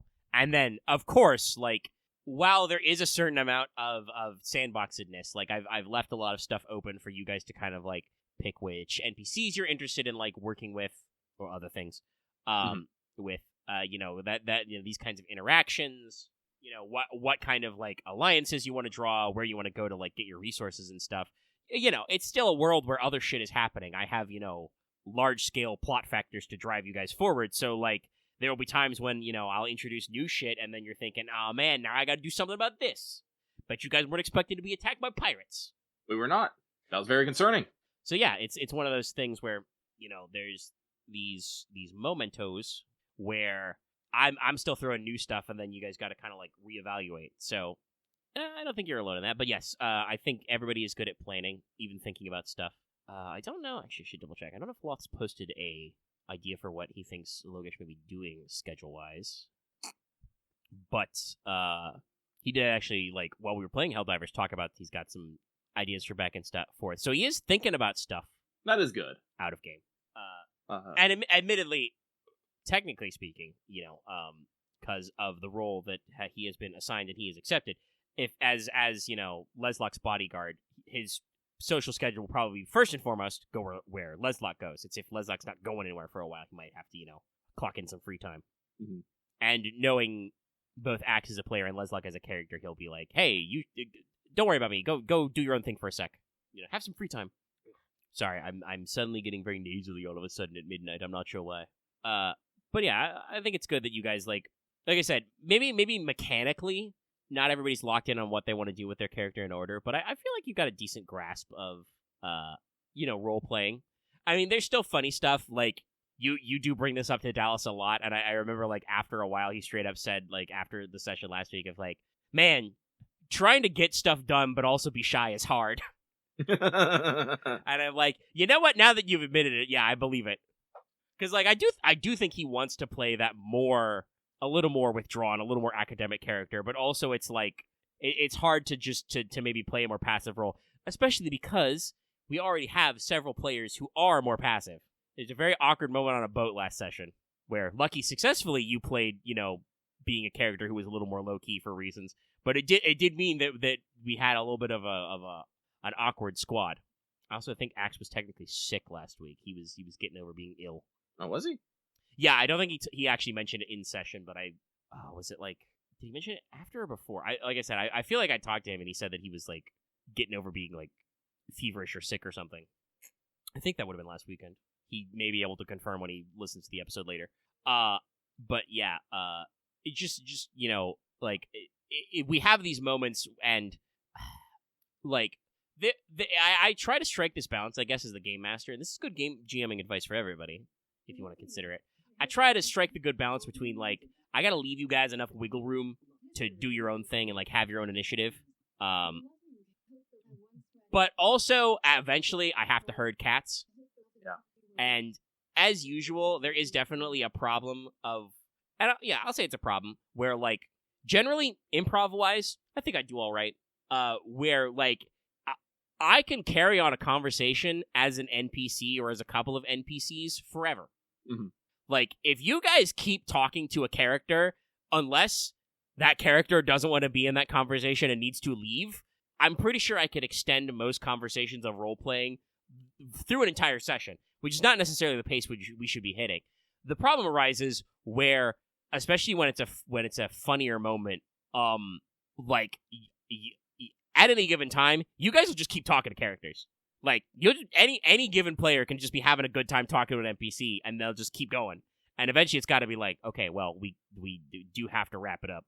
Eventually, we got to move on. And I think some of that happened both to benefit and not benefit with the last session. But yeah, you guys are cooking. We're gonna re-meet a lot of NPCs. There will still be some new characters introduced. I got to keep track of people. We've got to like probably not as in depth as your first round of the festival, but we need a couple of extras and side characters for your new, younger generation characters you're looking after to run into. Mm. And, whether or not you guys are going to be super focused on that or not is going to be interesting. I think I'm going to plan a lot less, like, beat by beat detail into the festival when it starts, because you guys won't actually be in most of the contests, probably. No.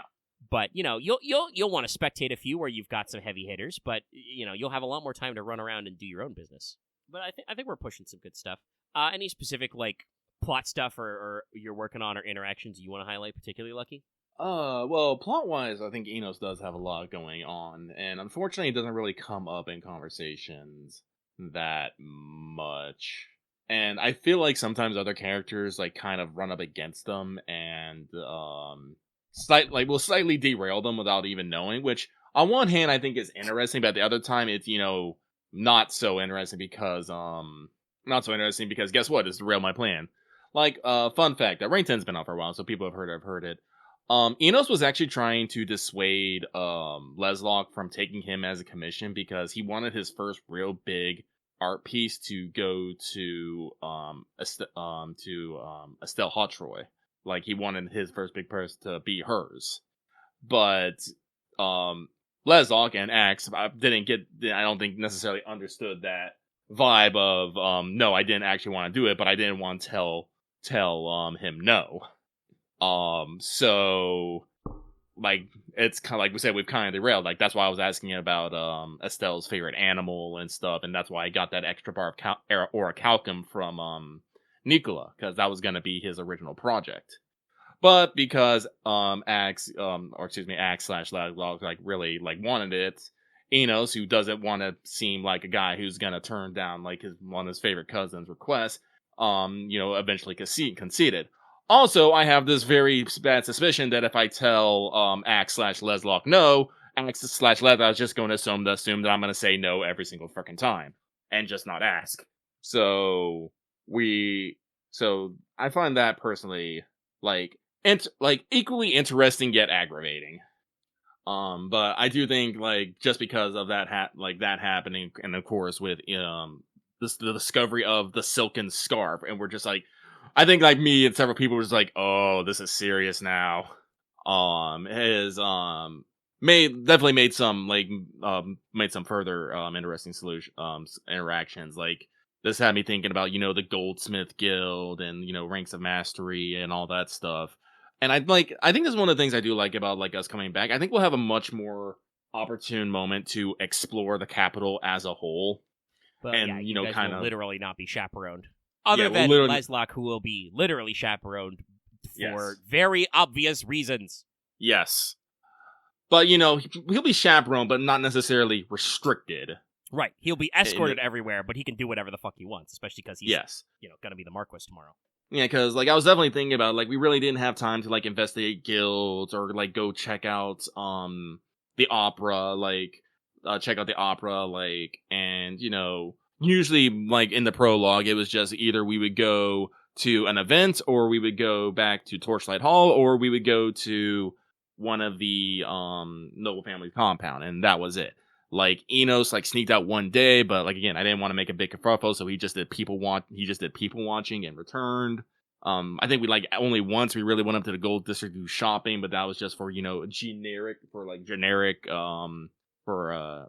interactions. So now I'm, really actually interested in being able to, go to the Goldsmith Guild, maybe pick up a few apprentices, talk to a few people there, go to the Bank of Akinar, because that's another, interesting thing. We actually are going through with the loan from, the Bank of Akinar, which, is it backed by, House Oro or something? Yeah, I mean, Akinar is their domain, so yes, it's Okay. for them. Okay.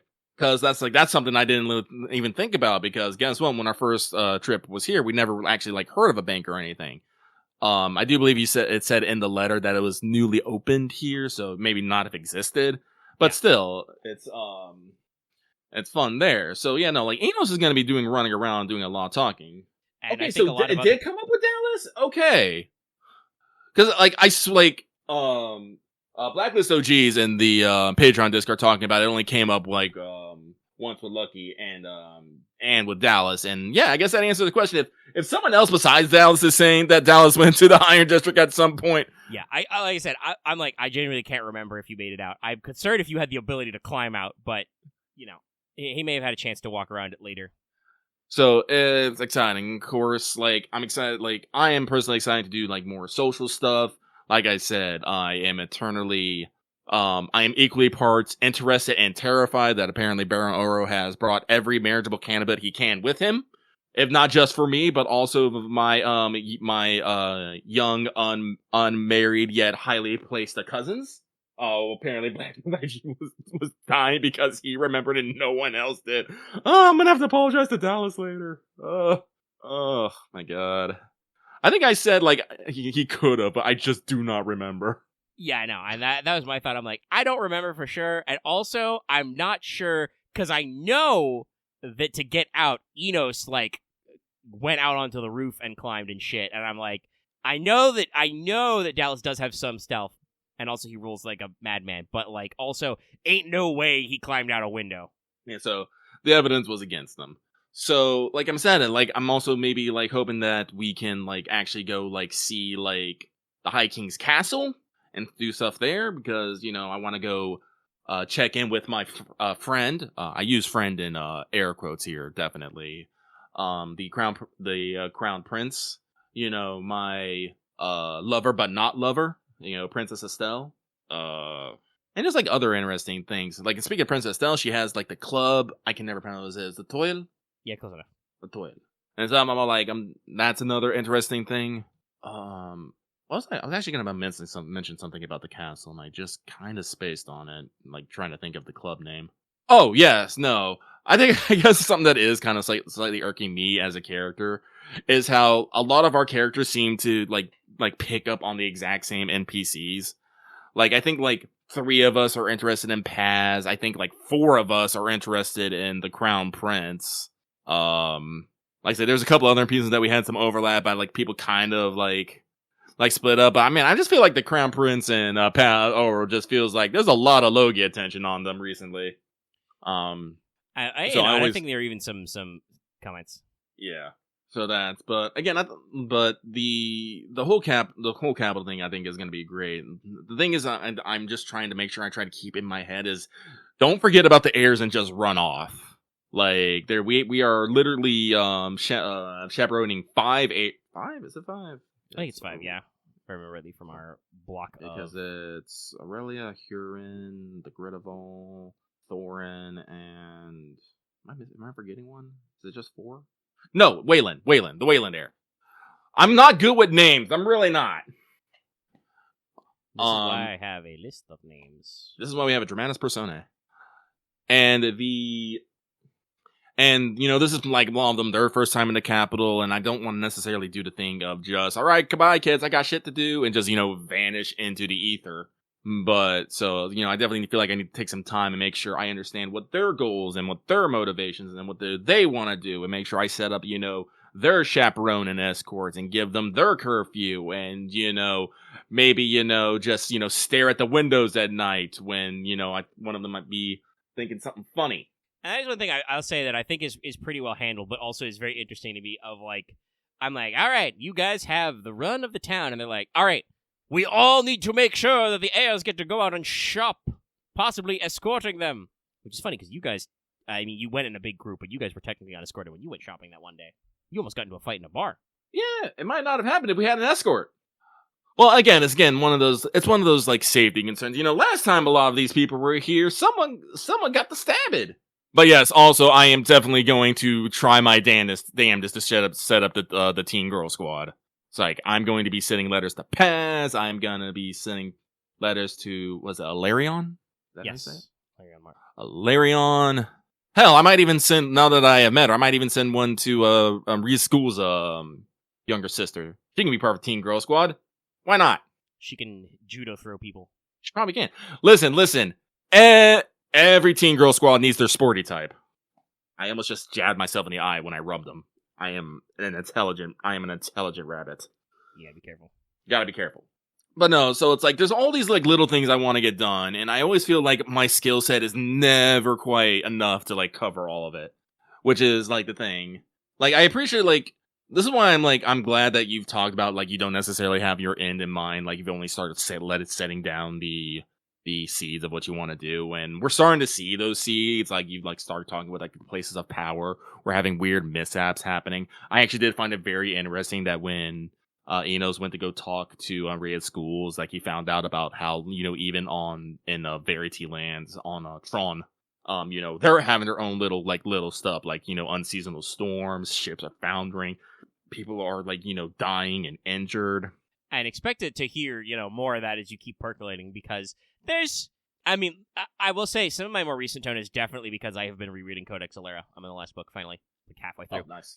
But, like, it's definitely re-encapsulating some of my thought about, like, and I think I got my most recent inspiration kick from also reading the most recent Daidoji Shin, except it wasn't the most recent because a new one just came out. I gotta pick on the next one up. But, like, even if you're doing something unrelated like murder mystery plots or pure politicking and stuff, like, there's no drama if you don't have these little things. And this is what a lot of these kind of, like, Noble Houses games have, is, like, obviously you guys in particular took a very specific setback in that you lost your big father. He was very cool. You loved him a lot.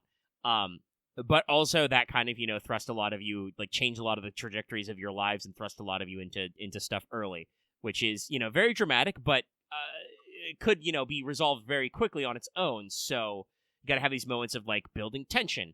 And, like, it is interesting to me that I think, well, that's not entirely true. I know that while he hasn't really voiced his reasoning out loud yet, because he's keeping secrets, I know that Dallas as Nicola has a couple of people he's not necessarily trusting of. But, like, I feel like, in general, there's a very limited number of adult NPCs that you guys have been suspicious of, and I don't know if it's just because you met them all when you were kids and were more innocent, or I just did a good job of role-playing, but, like, it's definitely a moment of, like, I found it kind of interesting, but, like, that means that probably some of these guys are going to betray you. Mm-hmm. Because can all of them be trustworthy? Probably not. Probably not. What will it be? Well, maybe you guys will have to pick sides. But, like, yeah, it's just that I think a lot of these tones of games are just a lot better if you start this kind of, like, low-level tension ramp. We already saw it in your own lands. I was like, all right, okay, we need to get Leslock recognized as the heir to the house, no quibbling. Here's what's stopping that. People are quibbling. Why are they quibbling? Well, there's fucking hell wolves, and there's banditos. And also there's a food problem, but you can't solve that, tomorrow. That's a long-term plan. What are you going to do about it? And then you're like, okay, all right. And there was, some growing pains and settling in, but eventually I think you guys developed a very direct action plan, and there were times where I had NPCs chime in of, like, I think you should maybe do this one first. I leaned on having you do Logi's Labyrinth first because there was as Aaron put it off mic later, there was another MSQ in there. So like that was good to set up, but also it had its rewards. Lozak got a cool sword. That once again, speaking about directing you guys around, I can very easily lead him around by the nose if I'm just like, your sword could get more magic, stuff like that. So like it is that kind of like low level tension you're gonna see when you ask questions. Like if everything was perfectly okay everywhere else, like if just you guys were in trouble, I think the story would be less interesting. It's much more interesting if there are tensions going on, and like not everybody can give you what you want all the time. Like, speaking of House Oro, their role in the world is they're really good with money. I've been talking about this. I've been writing like little blurbs for every house that are kind of just like me notes, making sure I've got a proper noun for like their capital town and all that, and kind of like describing what their general industries and roles are. It's helped me like spread out some stuff and do some world building with like, crops and other resources. So like House Oro, what's their big thing? Money. They have a lot of gold and silver in their dirt, and they have some gems. People like gems. And it's even in their backstory. Like before they got onto like the gold standard, they were one of the few groups who were like digging up cowrie shells and trading those, So like they have a long history of having a lot of money. What don't they have? They don't have a lot of military power. They usually hire mercenaries or try diplomacy. Does perhaps the current Baron Oro try too much diplomacy? Maybe. We'll see if that bites him in the ass later. But in case you haven't noticed, he's very pro diplomacy and alliance and spending money to solve problems. But also, one of the things they're not known for is food. So he can't like, even if you're really friendly with him, he can't like straight up hand you food. They don't have an extra of it, because they're border a lot of ocean and they have a lot of desert in their terrain. So there's a lot of back and forth. And sometimes I come up with plot hooks that won't be introduced yet, and I don't know when they'll come up, but they could. For instance, I was thinking about like what lands House Marin got in the War of the Fallen, and they do have a. It's not literally that straight line I drew because I was trying to figure out how to fit 13 houses everywhere. But they do have a little bit of coastal land. I don't know whether or not they're upset that they didn't get the Marecage Swamp, but they've got some coastal land, and I was like, okay, what do they do there? What are natural resources that grow in like marshy, wet area? Oh, the poppy's a very common plot, and now I'm like, well, shit, that means we got to deal with the opium market. Yep. That's. I mean, it's been a historical, medicinal plant for thousands of years, but that's also big business. Just like how I've already mentioned to you that molasses smuggling is important because sugarcane comes from mostly Marin territory, and molasses you refine from sugarcane sugar to make rum, when rum is good. But hey, if that means that if they control most of the sugarcane because they've got the temperature for it, people care. They want that shit. And House Marin wants you to pay a lot of money for that shit. Because they're also like about economy, but they're much more about the physical act of moving product, right?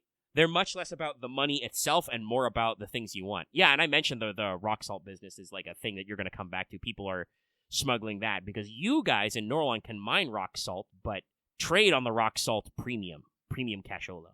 Also, because if you throw rock salt at wind witches, it hurts them. They do not like that, nay. Yeah, we'll see if these guys cause any opium wars.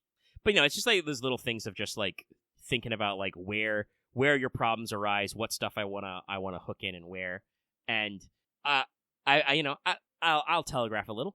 I don't know when we'll get to it because like I said, I want you guys to run your own timetables.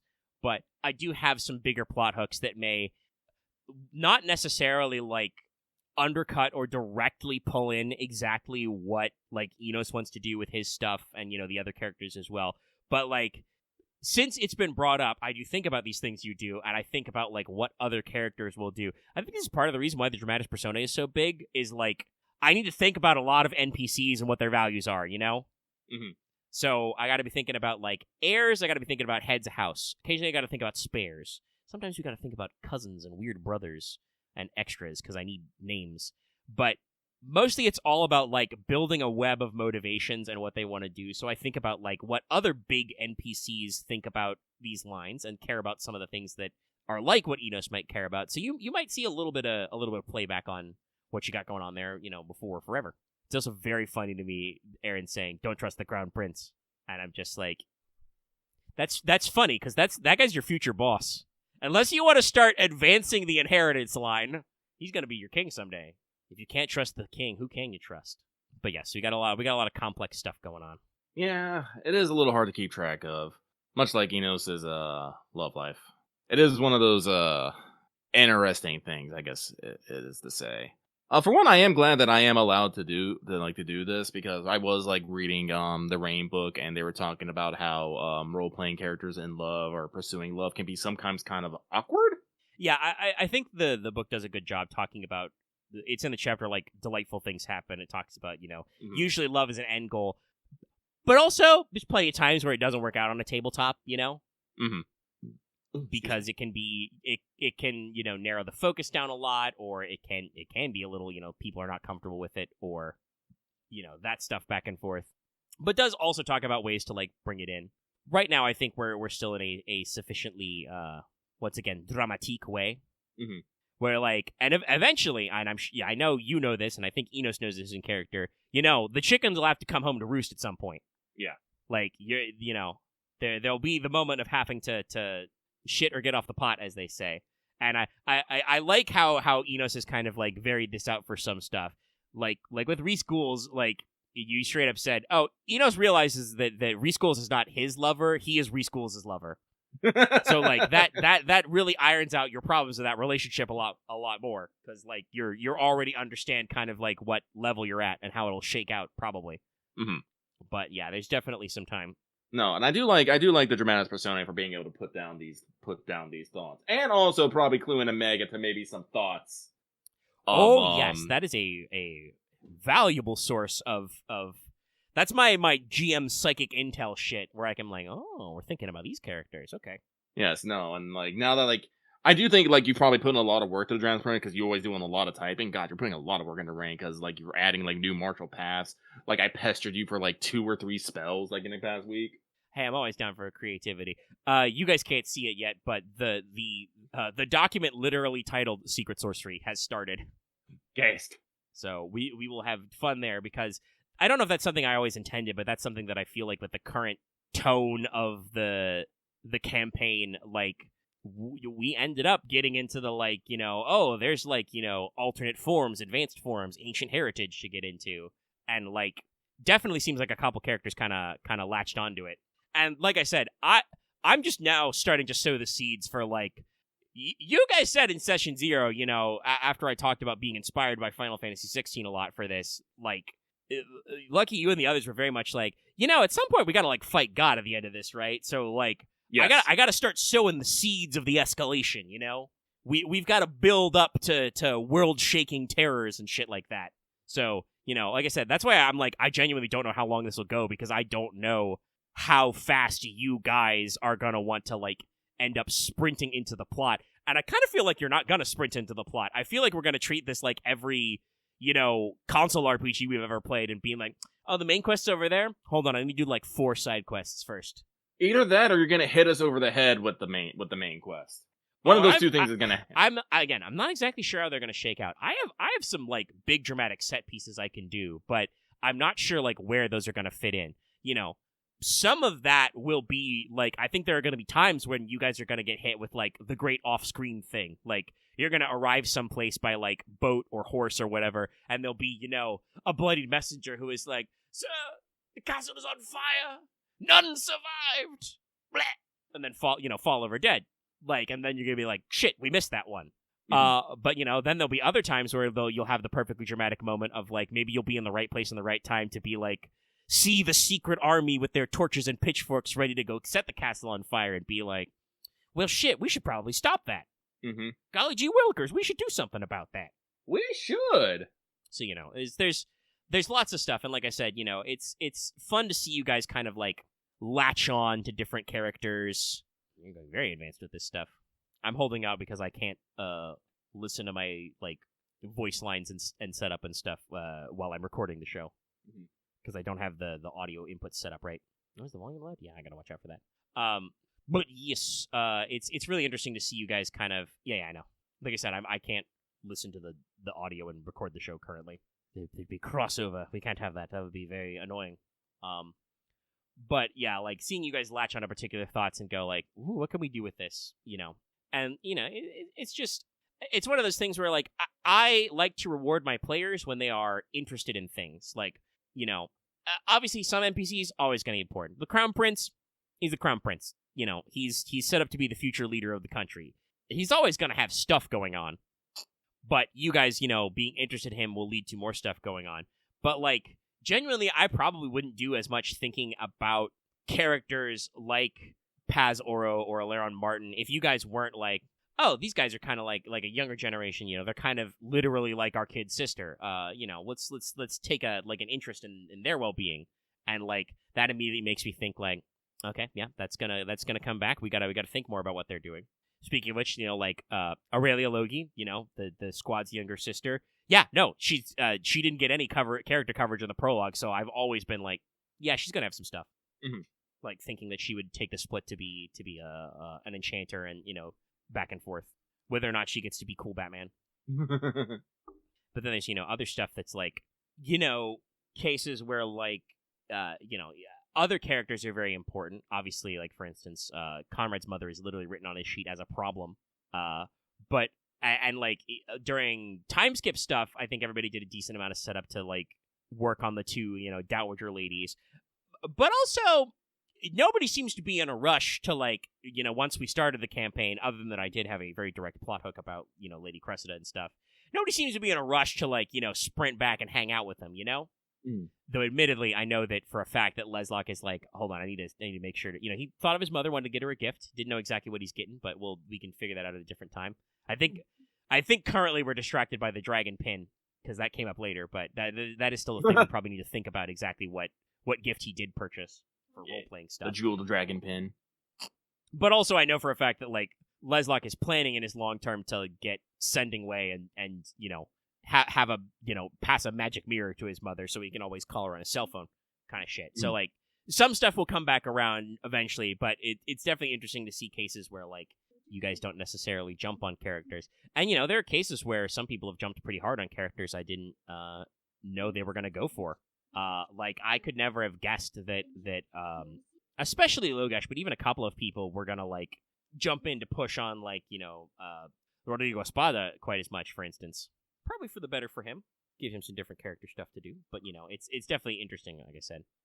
I'm also surprised. I think not so much with the other characters, but, like, I find it very funny that despite the fact that I went out of my way to have several of your authority figures talk about how, like, you know, kind of fussy and thinking about his appearance and dramatic that Count Ferretti is, like, at least Dallas's character seems to be like, no, that guy's trustworthy. He won't have any stuff going on in his head that might distract him from helping me out. And this is why, like I said, the dramatis personae is very important, because it's like, you know, you guys, because, like, I don't always know where you guys are thinking about some of these characters, so being able to get thoughts out, it's almost as telling when you don't leave notes on characters as when you do, you know? But yeah, we're having fun. Let me check the timer. Yes, I think I've talked about Rain for about 30 minutes, just like I said I could. Yeah, I think that's enough. I could keep talking, but like I said, it is like 9:30. Yeah. And like I said, I've got the character builder for Backup Break open, and I'm like, I gotta like switch audio inputs. I can't you know, have Audacity pick up the system I should have asked myself if this is going to carry over to the real game, because I just made golf to GF. I'm like, maybe I shouldn't have, or maybe I should have. I don't fucking know. Thinking about saving? I mean, if you play it on Steam, it probably will. Is that crossplay? I don't remember. I'll probably be more interested in playing this with a controller, but we'll see what it's like on keyboard for now. If I don't want to fucking roll out my Xbox controller. Yep. But yeah, we can do our wrap up. The show's plenty long. Good for coming back after a week break. Hope you had fun there, chat. All right. Any other odd thing you want to mention before we get out of here, Lucky? Nah, I'm good. Okay, nice. Sorry, I said oof there because I got little stiff shoulders. Okay, that means we'll do the outro. Hey, you like this video? Well, if you do like this video, like it. But also, if you're watching it on YouTube, make sure to like it.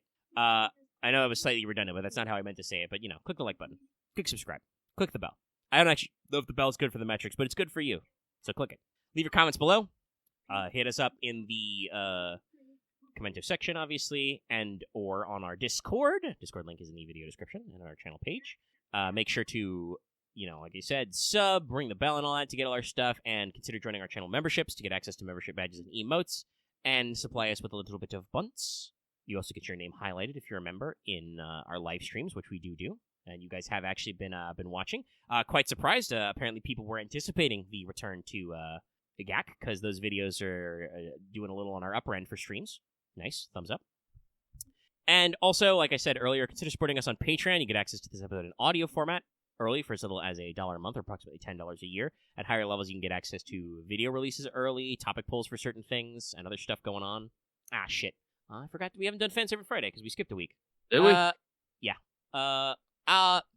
I'll post the poll after the video goes up. I was going to save it until after we did the last one, but I'll post the poll next week so it's not too late for patrons. But we have been recording for almost 4 hours. It is probably not the time for me to dig up my notes. I should leave me a note in the show notes. That's my bad. As you can tell, chat, we had plenty of things to talk about. But on Patreon, you can vote in those kinds of topic polls. At higher levels, you can listen to us record the show live every week and more. And it really helps us out. That's everything I got to say for this week. Thank you for tuning in. Make sure to tune in next week for another Let's Talk FGO. Keep your eyes peeled for obviously more Rain APs. And for our regular streaming schedule, we'll be starting Mega Man X4 on the Monday. Lucky you'll be in the driver's seat. We're going to still do some Yu-Gi-Oh! Stuff, but we're going to switch up our format a little bit on the Tuesday slot. I don't know if we're going to call it something different than Fail Betrayal, but we're going to do a little bit of different content there. And on Wednesday, and again, probably Thursday, because I want to keep dodging spoilers, we're going to keep playing Final Fantasy 14. Because I'm getting into the meat. That'll be a fun episode to do the show, like on a record on a Friday after probably a double stream, and talk about it, because we're getting into some interesting stuff. We're really getting to the heart of the matter, which is very funny to be saying about Quest Level 97. We got stuff going on. Like I said, there's got to be definitely some interesting things to talk about, and we talk about it a little on stream, but got some stuff. But I'll get out of here. I got to finish character customization. I might need to update my drivers for all I know. People are talking about that in other Discord channels. So we'll see you guys later, and that means probably next week we'll get to talk about the Mecha Break beta. Yep. All right. Ciao, everybody.